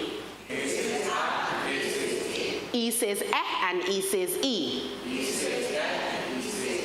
I says E and I says I. O says O and O says O. U says and U says U. So vowel letters, they carry two sounds, where they're what we will consider to be long sound and short sounds. All right? And the magic E has an impact on if the word is saying, if the letter is given its long sound, or if it's given its short sound, which is saying its name. All right? Good. All right. So this is. Sorry, say that again. You went a little fast. Sorry. So the magic E will determine if the vowel in the word will give its long sound or its short sound. And the long sound is A, E, I. So the short sound would be eh, as a short sound. Yeah. Okay. So for naming awareness, children must have an idea of generally words. So they must be given words. They must be able to see words. They must be reading. When you're reading to them, they must be able to see the words even as you are reading. So when you're reading, you put the book in a position that they can see, and they're exposed, and you're pointing at the word so they understand that each word, everything that you say is an individual word, right? It's an individual word. Because sometimes we take for granted, especially when it's time to write sentences, and the child says, yesterday I went to the beach. And the child will write the word beach. And they thought, in their minds, they have written a sentence. Because something was missing, a gap, they missed a gap in understanding that with each word that comes out of your mouth, there's a representation, a pictorial representation for it. Right? And that happens when there's a limited exposure to words. If there's limited exposure to words, that will happen. So you see that in the classroom with some children and you don't see it with others. Some children do not have that issue at all because they were always exposed to words and automatically understand. It comes so easy for them to understand, yesterday I went to the beach. They understand that, but sometimes in the classroom we literally have to go down and get individual words and teach them how to put the words together. And so sometimes then we have to do something like this. As I said, individual words, right? Individual words. So you hold a word, hold a word. I don't know how far I can come. So pass down and. Oh, you keep coming? Okay, good, good. So pass over there, pass. All right, so okay, good. So each person has a word, right? And so this would help them to be able to understand. So the person who has the, look at your word, the person who has the, where you have your TH and you're beginning your sentence, come. Come. So let's say you were in a community center, you're in a church activity or whatever, because this is a text here, right? You don't have to do anything. You're just standing here. All right, you don't have to do anything. All right? So she has the word the. Yes. All right? What's the word? The. No, who has the word Lord? So what's the first sound we're looking for? Good. So we're looking for the word that has that L sound. All right? So what do we have so far? The Lord is. Eh and Is. All right. Good. Hold up your word so everyone can see. Good. So what do we have so far? No, we have the word my. Who has my? Yes, my is a funny word. When you tell them, my is a funny word. Why do you think my is a funny word? Because of the why? Because of that way, right? Because we hear my, yay. You know why? Because Y sometimes give you an I sound and an E sound, right? Because sometimes Y can operate as a vowel. Our vowel letters are A, E, I, O, U, but Y sometimes gives you that operation as a vowel. All right, so you have the Y giving you I sounds, and it can give you examples of where Y would give you an I sound. When Y comes at the end of a word, it gives you the E sound. So daddy, mommy, funny, when Y comes at the end of the word, it gives you that E sound. But when when the word is definitely a more than one syllable word. So this one syllable, you will get the I sound. Y is a funny letter. That's, yeah, I usually tell children it's funny. And so if you know that it's funny, you begin to operate in your head. It may not say ye, as it will be a yellow or yam, because it's not at the beginning of the word, because by the time it goes somewhere in the middle of there, it's not giving you that Y sound. It's giving you I-R-E, right? Yes. Right, so you have you get in the sound, which is an I sound, right? As in our hymnal, hymn, H-Y-M, right? So you get an I sound there, right? Good. So what do we have? Lord is my, what's the next word? I want you to clap out that word shepherd. Let's clap it. Shepherd. How many times did you clap? Twice. 2 times. So this means that there are how many syllables in the word? 2 syllables. So you can let them clap as well. So if you clap, you hear the sounds that you have in there. And as well, you can write it so that it reflects what it is that you say. And you can ask a question. Shep is the first syllable, and herd is a second syllable. Right? Good. So the Lord is my shepherd. I. Now when I comes by itself, it is always written as a what? Capital letter. Always written by itself. When it is written by itself, it's always a capital letter. Now we can't say the same thing for A. In the middle of a sentence too? In the middle of a sentence. When I is by itself, it is always written as a capital letter. Now my grandson learned me that. Good. Now A is not the same. A is only a capital letter at the beginning. It's not a capital letter in the middle. So you just gotta know it. Yes? Good. Women learn me that. Good. So I was the next word. Shall. Now in the word shall, we have 2 letters that's giving you 1 sound. What are the 2 letters giving you the 1 sound? Shh. Very good. And so there are some sounds that you will have, just like if it's a TH, like it is 1 sound, but there are 2 letters that comes together to give you that 1 sound. All right, shall, what will be next? Not. Very good. All right, not. And again, we can use the example here. Now, if I had a letter E at the end of that word, the word will change to not. Because now the O will say what? O. The O will say its name. As long as the E is there, the vowel letter will say its name.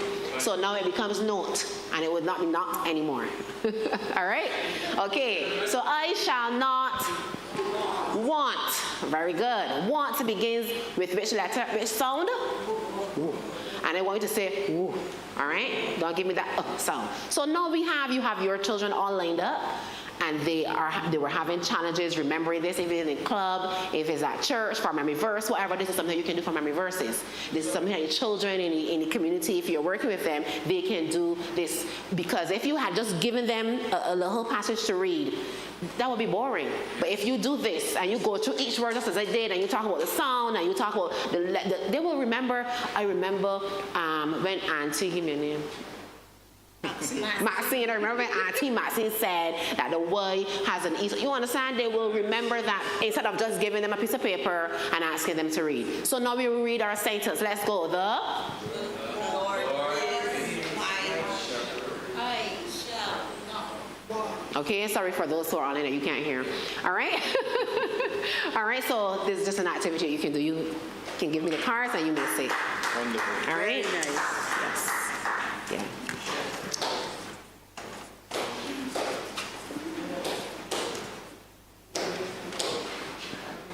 So,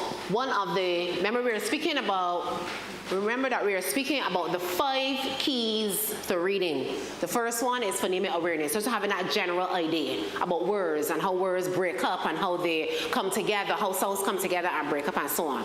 All right, now phonics. Phonics now is the specific sound that you get from that the letter gives you, the specific sound. And as I said, we went through the vowels already. A says ah, and A says A, and E says ah, and E says A, and children like to say that as a rhyme, and you can do it as a rhyme. Okay? Right? A says ah, and A says A, E says ah, and E says E. I says A, and I says I. O says ah, and O says O. U says ah, and U says you. You can do it as a rhythm. Anything you know, children like rhythms. They can beat on the table and they will have some fun. All right, so when we talk about phonics, we're talking about the individual sounds that you get from, let me just see what I have there. Okay, the individual sounds that you get. All right, so letter to sound correspondence, that's the thing. So I was saying earlier that the sound should not have an onto it. So remember at the beginning when I said, I spy with my little eyes a word that has the f sound. I did not say f, right? And I don't want you to practice that either, because f, is giving you a different sound. You're adding on something onto the sound. The original sound is just f, but when you say f, that is fa. That is no longer F, right? So we will consider that to be called the schwa in the sound. Do not give the schwa or the as on. So M, as was said before, M will just say what? All right, it's not going to say ma. So when you're working with the children, you need to know that the sounds does not carry that, because you may confuse them with the letters, because don't forget, now we want them now to listen to the sound and give the letters. So let's say you have the word mug and you say mug, you're giving them M-A-U-G. Yes. So is M, is U, G is G, individually, right? So we try not to add on. So phonics has to do with the letter sound correspondence or sound to letter correspondence, decoding words, being able to see the word, excited, being able to see the word and decode that word, break that word down. Clap the word excited for me, please. How many times did you clap? 3 times. Excited, right? So you have the first sound will be what? Ek. The next sound will be what? Say. Say. So there's an example again where your C is giving you what sound? The sound, the soft sound. All right? So sometimes it gives you the hard sound, which is k, or it gives you the soft sound, which is s. All right? So say and then tid. X, E-X-X. C-I say, X say, T-E-D, tid. X say, tid. All right? All right, let's get the microphone so that those... When I have to explain this so to my grandson, he always spell it, now if it's a C there, he always spell the S. If it's an S, he will spell the C. But I always have the problem there with him. Yeah. It can get confusing. How old is he? He's 12. Oh, he's 12. The other one is 7. So then you are trying to do damage control then. Because, that's why I asked you the age, because that is a foundational concept. So by the time you have reached a certain stage and you have not understood certain things, it is very, very, right. So it's challenging then to be able to recover sometimes, right? And so you just keep practicing it, eventually it will come, you know, but there are certain things that the earlier you do it, the better. The earlier is, and that's why phonics is a infant school concept, because when you learn it down there, it makes it easier for you then as you go through your life. ADHD thing. But I find even if although you may have that, if you don't have those foundation and they're not taught properly, the children will never know them. So these are the basic stuff. Although he has that, he should know it. Yeah. And that's one of the problems that I have. Yeah, he was with Daniel. Yeah, but that's what I'm trying to tell you. Daniel too, for some apparent reason. And I just realized now that I have been, especially with the cup and those things, and putting those letters together with the E, I realized I was teaching him the wrong way. Because I was trying to make up for the shortfall. Because I'm saying, but you should know how to spell these words. You should know, but then we realize now that is where we are having the shortfall is in the system itself, because they're not being taught those things. They're told, all right, spell that, call out the words, call that a day.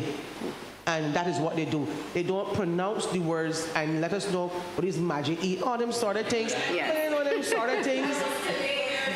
And, you know, and honestly, and my child, I whooping him because as far as I'm concerned. Right, he should know. He should know. Right, but so that's why we were trying to recover. We were trying to recover from that situation where children were not necessarily taught, and that's why the Ministry of Education itself is really pushing for sounds, phonic sounds. So Pastor Hayes said we have to come back and do snappy sounds by yourself. That's a whole session on its own, yes? But there's reading programs that the ministry has, the Ministry of Education, Educational Transformation, let me call it by the correct name. We are online and we haven't known who's there. Right, so the Ministry of Educational Transformation is rolling out a lot of phonics programs because we recognize the importance of being able to understand the phonics, know the phonics from a very young age. Then it makes it easier for you to blend, putting them together, segment, separate it, and have a better understanding of words and reading and so on. Yes, hand again. So, I don't know if this is going to carry off, but what I've found is that children, rather than learning the phonics, they're learning the online way of speaking and typing, which then becomes challenging for them to be. So I don't know if there's any tips that you have that can help us to navigate that, because I teach at the tertiary level, and sometimes you're writing a dissertation and you have some online slang in there. What are you going to do with that information? Right, so... Don't worry, I teach at that level as well. So that is why we are trying to get children. That's all we can do, because the adults, you know, they're past that stage, but we can save the little one, right? So therefore, in relation to maybe those who can't read at all, I'm sure that you would want to be able to have opportunities to deal with adults and so on who are having challenges. But she's giving an example of persons who are academics because they're studying, right? But because they have practiced themselves so often in using the same language that they would message, then you find yourself that when you're writing, that's what you write. Not that they don't know, but it happens so unconsciously, right? It happens so unconsciously that, you know, it is something that we need to focus on, especially those of us who are at tertiary level, insist. And even before the assignment, I make sure I tell the students, make sure you read through this Grammarly, whatever you have to use to ensure that your writing standard is where it should be. That is important. But right now with you and your children, you need to work on, reducing the time that they spend on devices. You can save your children, your grandchildren. You need to reduce the amount of time. Again, that's another presentation in relation to what we do with our own children and the amount of time that you should spend on the device on a daily basis, and what you have them exposed to devices has an impact on the brain. As you heard earlier, it has an impact on the brain and how we learn. And so the younger the children are, and the more that they are on the devices, it definitely affects their ability to learn, to memorize, to learn information. All right, so we need to reduce the devices. All right, so we have a question coming from online. Simple question is, if phonics is still being taught in our primary schools? Sorry, so as I said just now, there is a a push for it, all right? There's a push for a rejuvenation and implementation of phonics. So yes, there might have been some schools, whatever, that might not have been doing it, but right now, the Ministry of Educational Transformation has mandated that all primary schools, all public primary schools, and I'm hoping that it will extend, right? But right now, it's all public. Primary schools are teaching phonemic awareness, what I would have done before, and phonics.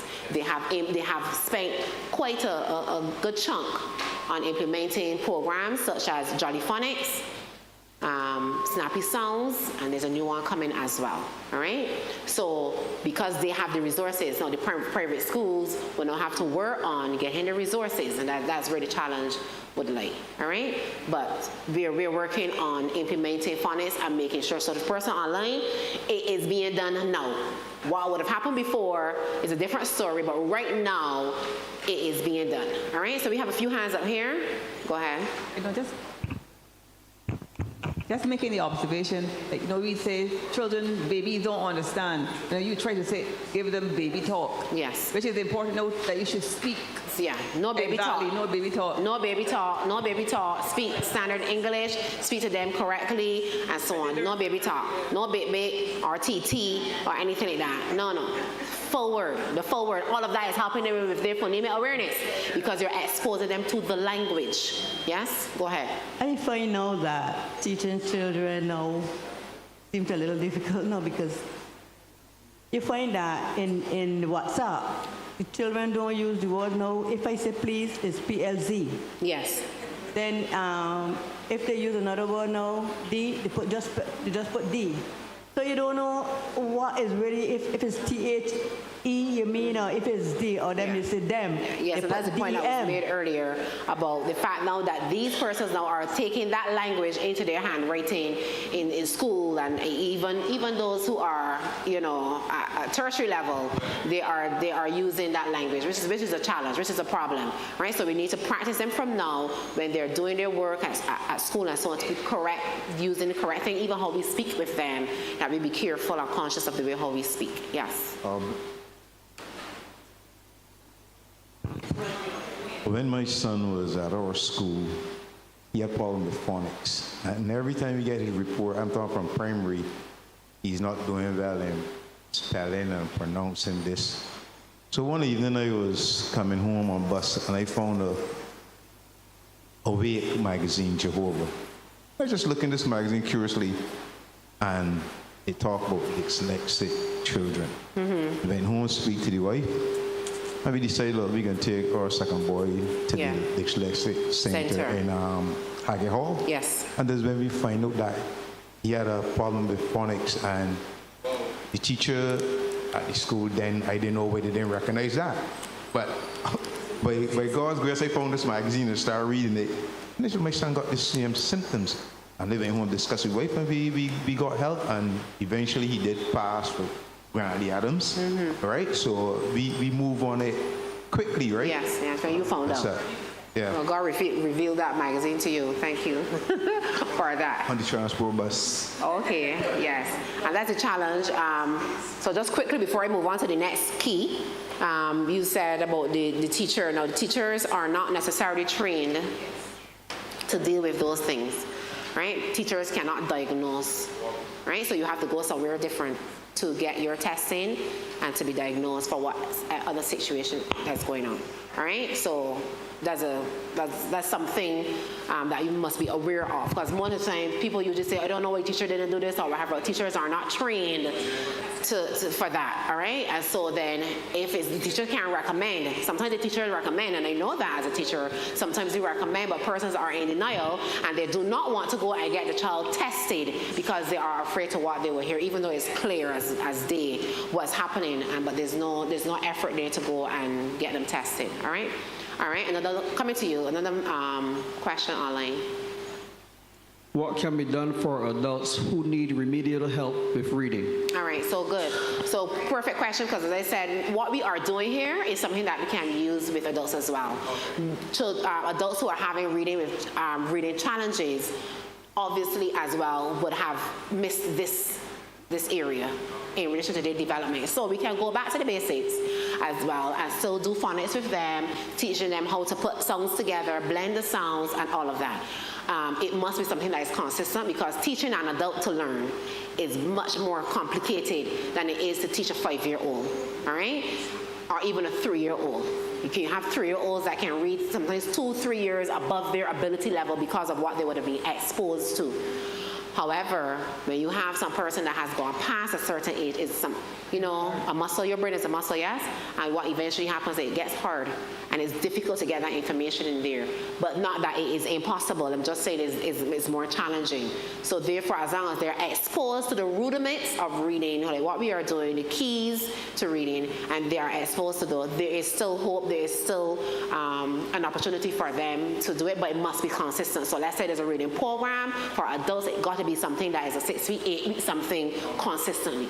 You can't come today and then a month later, because you will forget what you would have learned because of the way where your brain is at as an adult. You need to do it, even for children, really. It should be consistent, all right? Yes? 2 things. First, when I was growing up, my grandmother insisted that you never speak baby talk to children. Right. So that was something that when I had my children, and we all practiced that. But based on what you just said, I realized, because my son never went to school, and he never, if he has written one exercise book full from primary all the way, because he went to Polytechnic, he has written much.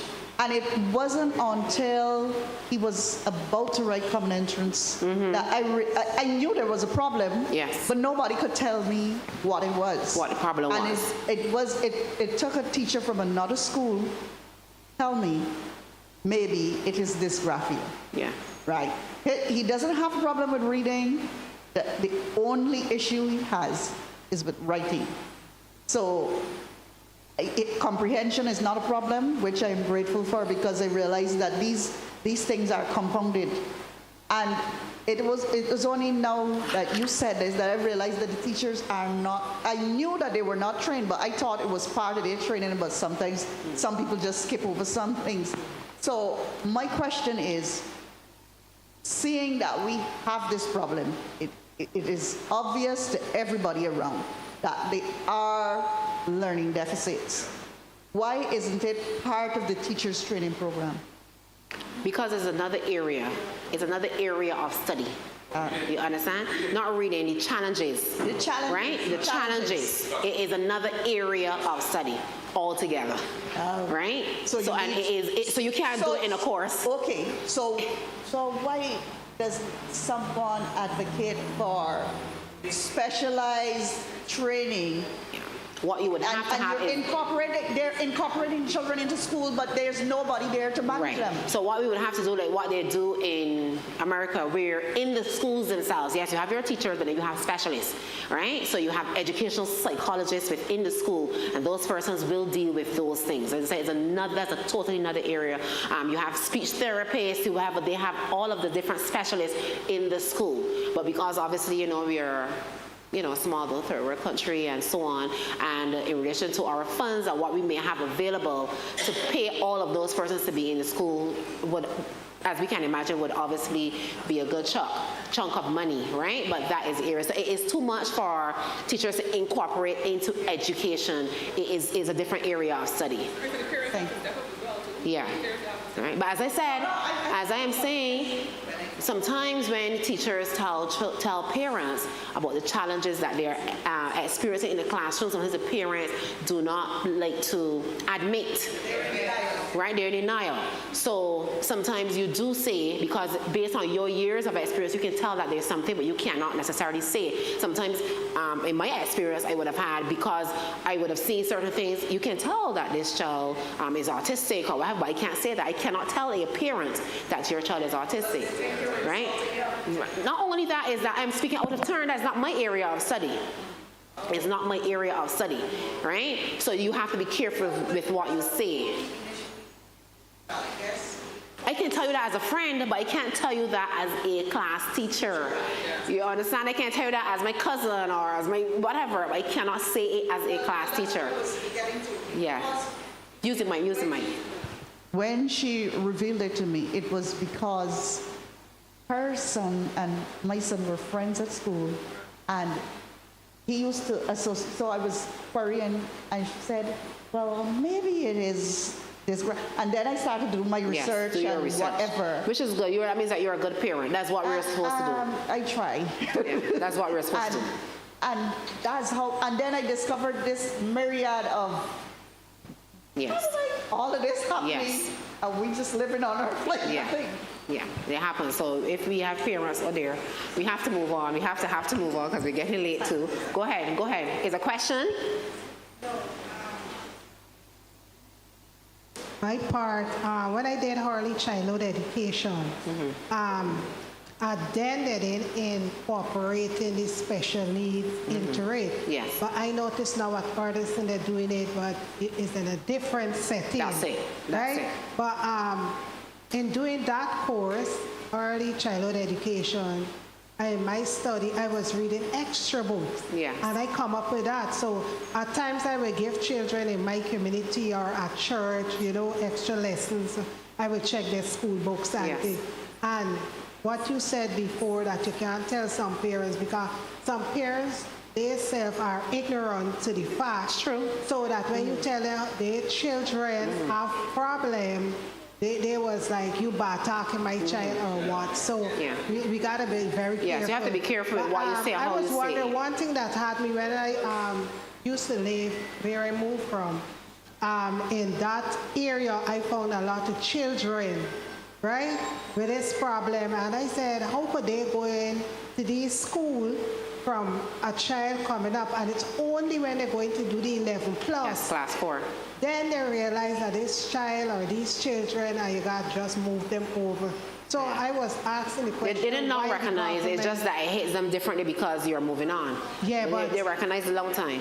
Yes, but as you just said, it now comes to me that because of the parents, you don't know how to tell the parents about the children, or explain. So it is really hard.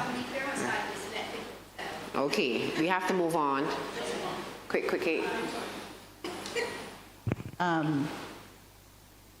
I lost the thought. All right, so we were talking about the 5 keys. All right, so the first one we had was what? Phonemic awareness, all right? Phonemic awareness. The reason why sometimes that word gives trouble because it begins with PH. So people think of the P sound, but when P and H comes together, it gives you an F sound, all right? So phonemic awareness is the first one. Phonics is the second one, where you must know those individual sounds, right, that each letter has.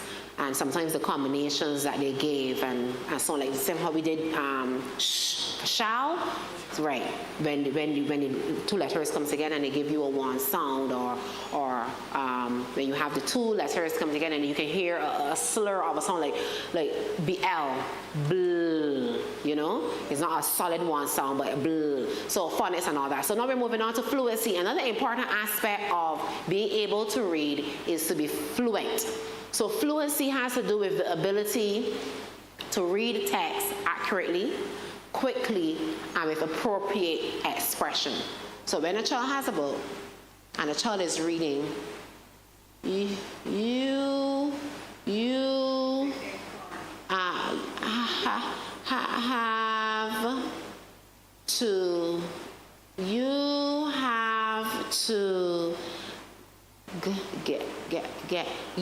have to get a ball. You understand me? That is definitely not fluency. Right. So you're picking, as we would say. That impacts what you understand. Now, when you have done all of that trauma, you do not know what you cannot remember what you would have read. So reading is not necessarily only calling words. It's even how you call it. right? How you are calling those words and how quickly you are calling the words. So when you were talking about fluency, it has to do with how quickly and how accurately you are calling the words. Fluent readers can focus on the meaning of the text, because when you read like that, you cannot focus on the meaning of the text. The only thing that you are trying so hard to get is what is that word, what's the next word? And that is where all of your brain concentration has gone to. And it affects then what will be coming next, which is what? Comprehension. Comprehension. And if you're not comprehending, you're not reading. Reading encompasses all of those things. All right, good. Fluent readers connect word recognition to comprehension. Yes, please? You mean to read?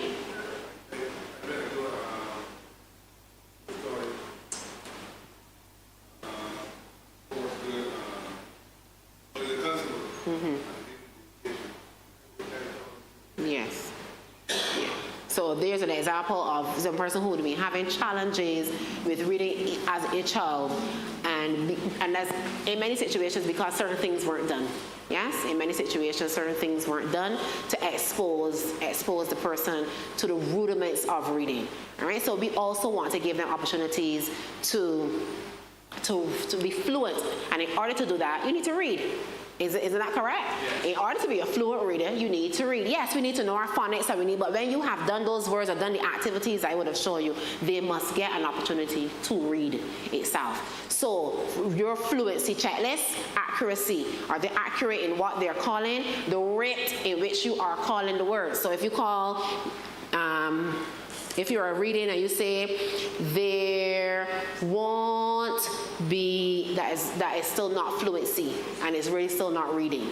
All right? So expression is also important. How you express yourself. Your voice went up, it went down. When you get to a question mark, did you say, what was the name of the girl?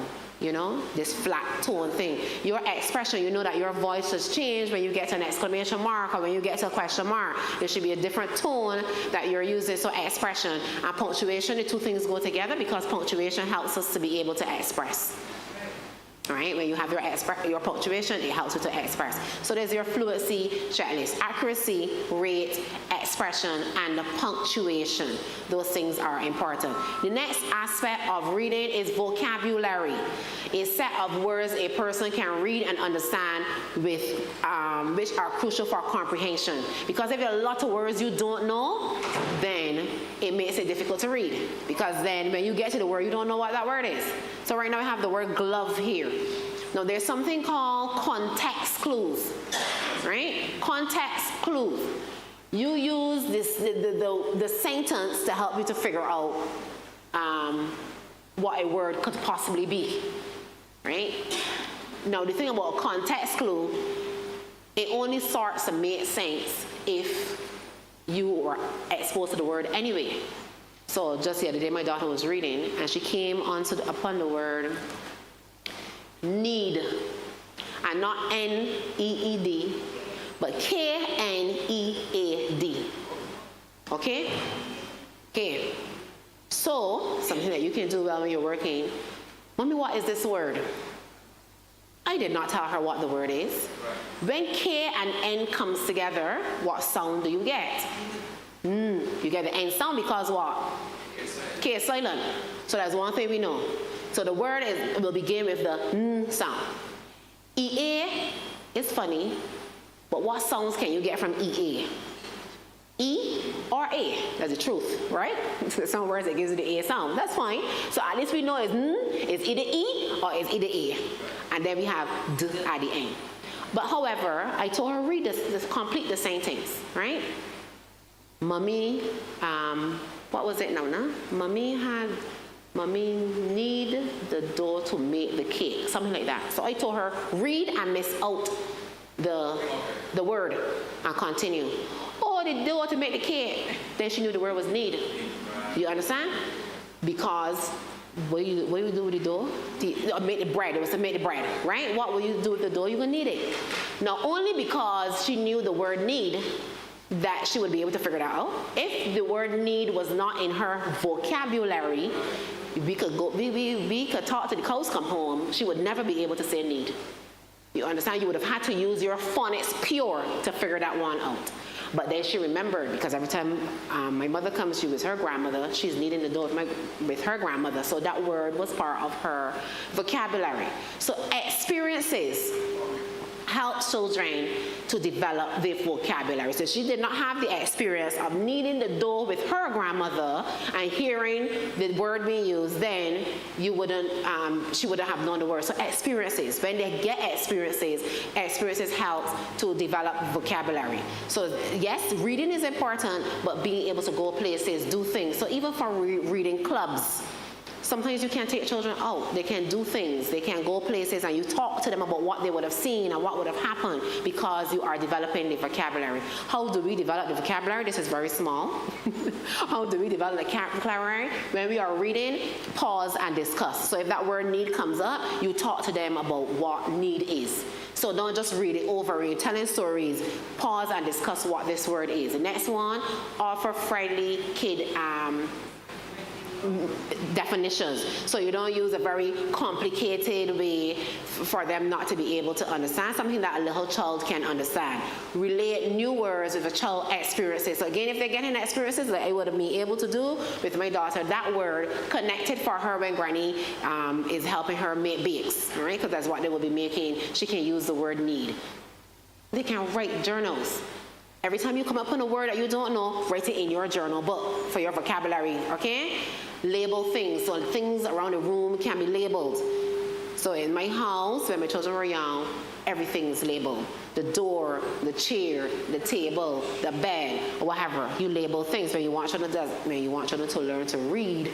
Those are some of the things that you do, which is why I gave the example. When children come to school, you can see a great disparity between some children who have not been exposed to words and those children who have been exposed to words. The children who have been exposed, they have a general understanding for words because they see them all over, right? And when it's time for them to write, they transition into the writing stage very, very, very easily, and the two come together. Being able to read and write, they come together because you cannot write something that you do not know.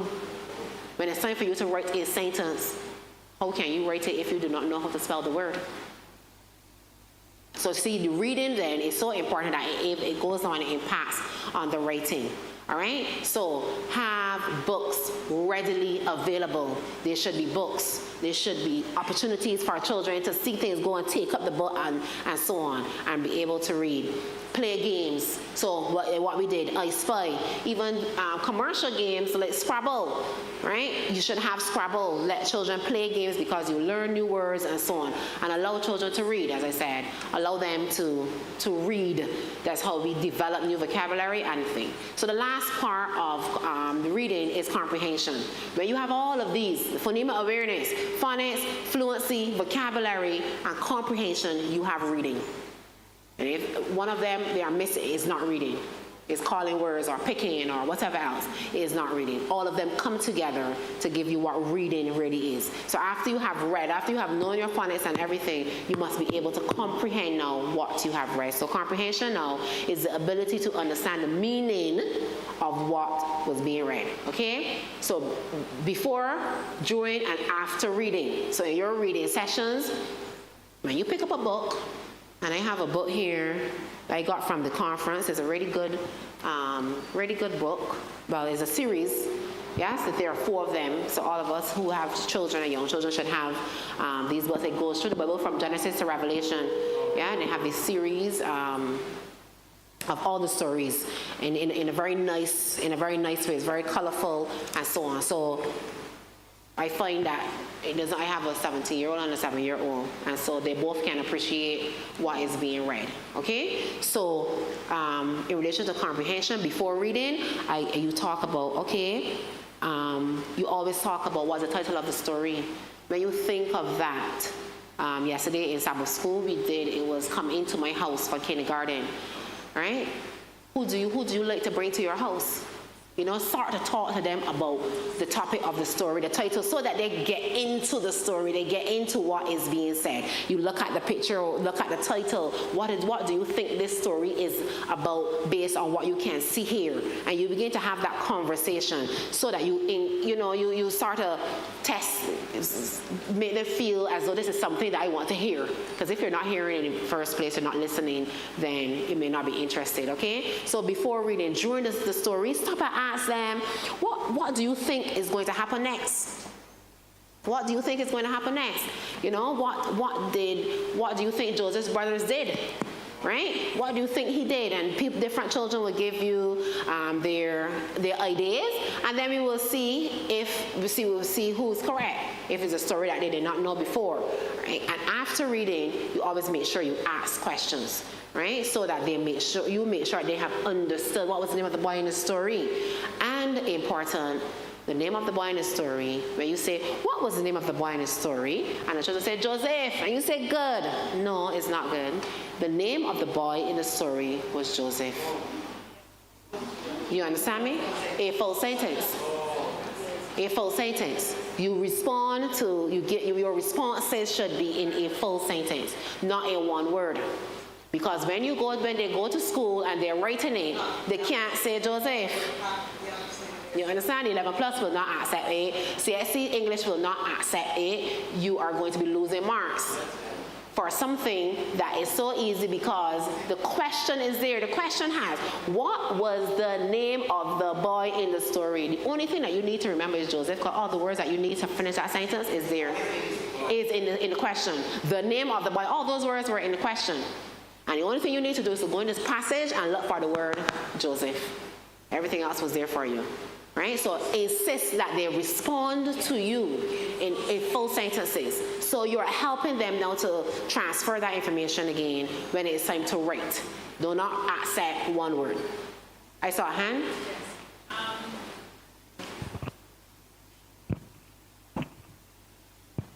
Yeah, I wanted to ask about the recall, perfect recall, versus, you said they were what, 5? Yeah. Right. Making sure that those 5 are in the correct places. Because I remember my daughter as a child, she had excellent memory. Yes. The inflection in her voice mirrored how we were doing the story. And at one point in time, I thought my child was real bright. Until I realized the page didn't get turned, but the story was being recalled. Yes. So I guess as memorization. Yes, as Jean and I were saying, this process requires an investment of time. Yes. And perhaps people don't have the time. But is there any way that persons can quickly pick up that the child has memorized or is having perfect recall, rather than having these things nicely packaged, or does it matter? Yeah. So there are active things that you can do. I'm sorry that I didn't put that in the presentation. But let's say you're doing a book. The same words that you have from the book, they should be on a card. Just like how we have these words here, they should be written on a card. So the child is seeing the word in a different situation, not in that book all the time. So when I pick up this word, and I do this to you, you should be able to say it shall. If they can't do that, you know that when they call it in the book, they have memorized it. Right?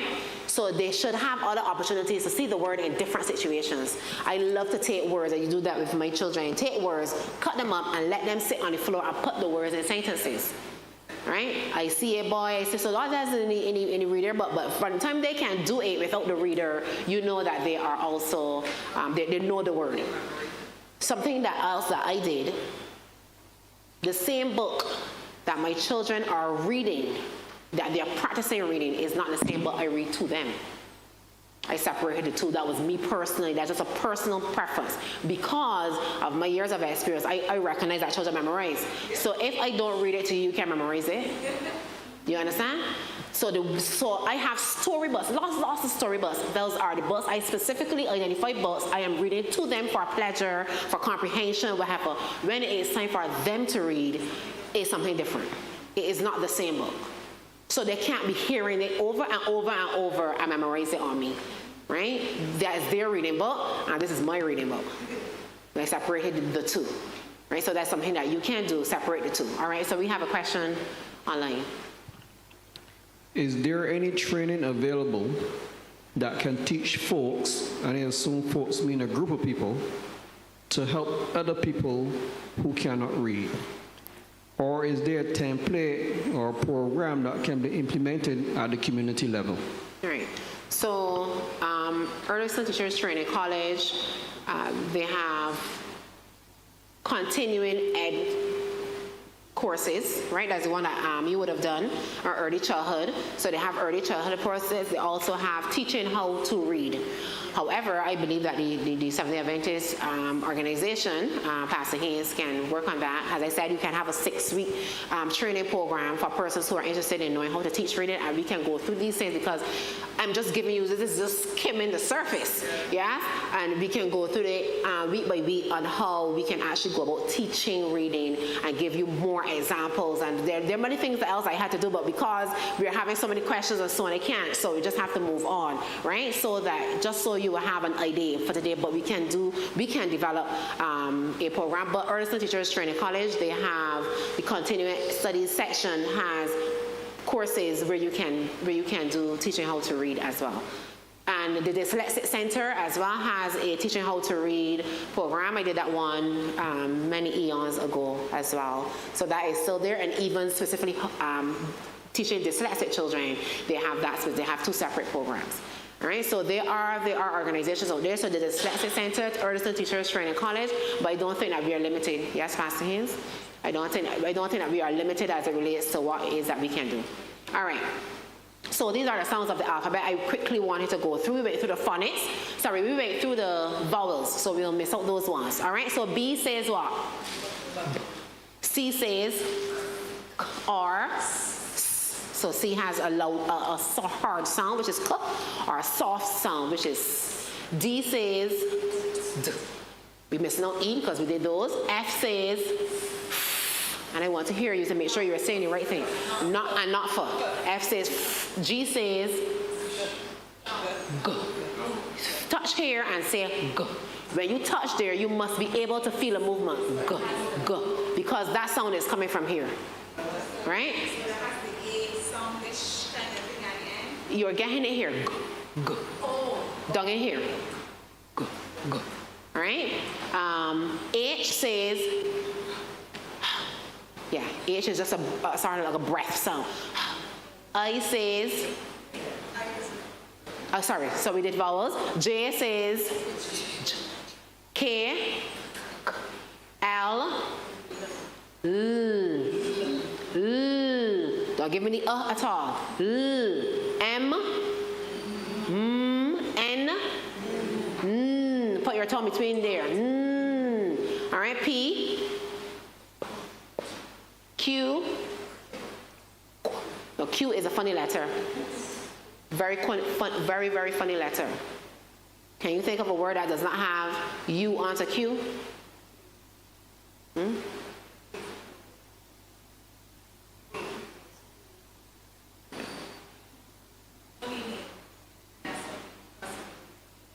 Yeah. As I said, names don't follow the same rules. All right? So the U in Q really is what gives the Q its sound. Q doesn't have a sound. Q is silent. But we say Q. You all right? Q, U, yes, you get Q. But Q is a funny letter, and there's nothing, as I said, like Y and Q. There's nothing wrong with telling the children, so when they see it, they begin to say, okay, this one is a funny one, and they think on a different type of level, right? So there's nothing wrong with letting them know. R says, all right? S, T, V,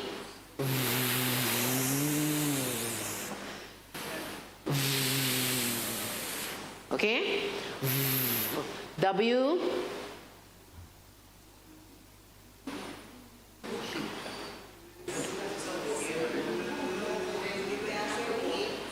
so W is just think of the word well.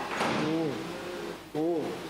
It's just like H, I have a sound. W has a ooh sound. Because if you say what L, then you know you have given the in there. So ooh, ooh.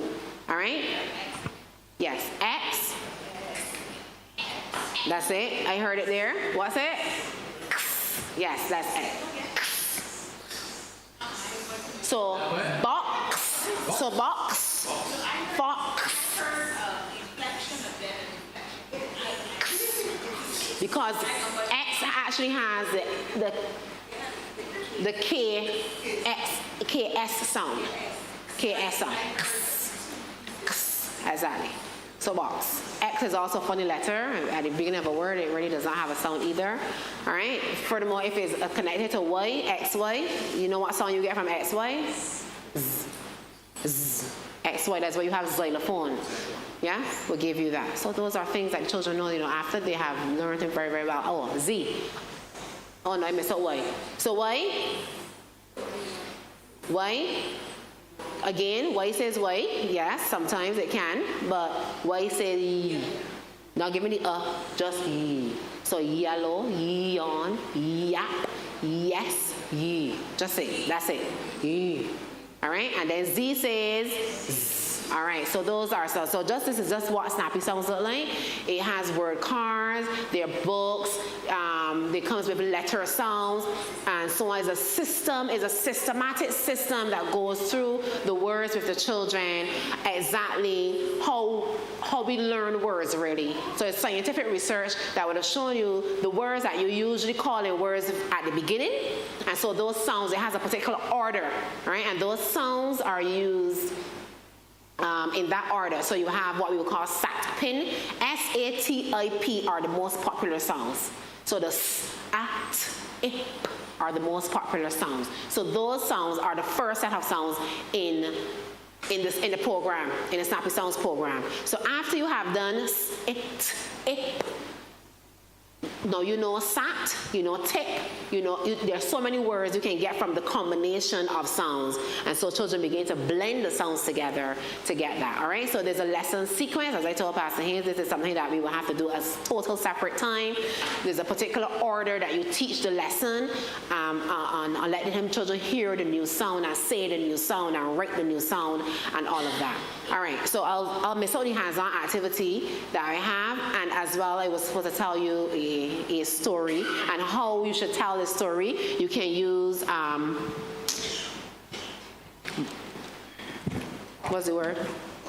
Puppets. You can use puppets. Children like when you're using puppets and something else different is talking to them, and you're changing your voice, you're changing your tone. If there's the wolf in there, and if there's a grandmother in there, you change your voice tone. So when you're telling the story to make it real, that helps with the comprehension aspect of it. All right. So when you're doing story time, and children love stories. Children love stories. Sometimes we eliminate storytelling. Children love stories. So yes, and I agree with you. So even not only little children, as they get older, they still like stories. Pardon me? And they look good. They love a good story. All right, so before we finish, do we have any other questions before?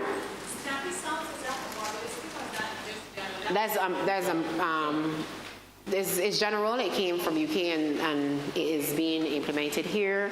And so on, as I said, it has some other activities where and you can get some stuff printed where you are looking at the picture. You're looking at the picture and you identify the sound from the picture and so on, and be able to say the words and many different things that you can.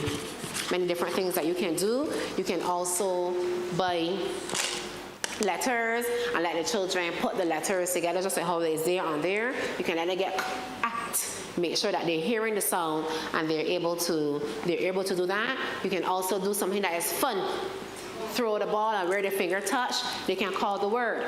Something that is fun as well for them to do, so that it's not something rigid where you just have reading, but learning to read can also be fun. All right? So that's it from me. If you don't have no further questions, you can talk to me after. Dr. Blackman, I would like to say thank you so very much for your insight here this morning. Thank you. We have learned so much, haven't we? Yes. We have learned so much here. And I mean, I am 60 years old, and I have learned a lot here this morning. And I want to say thank you so very much. And we would like to give this to you as just a token of our appreciation, small token of our appreciation. Thank you very much. I greatly appreciate it. It was Thank good to be you so here. much. You're a great audience. Yes. And those online, thank you again. We've come to the end. We want to say we will follow up because we're having, as I said, all of y'all are in ADRA as well. All y'all in ADRA, Community Services.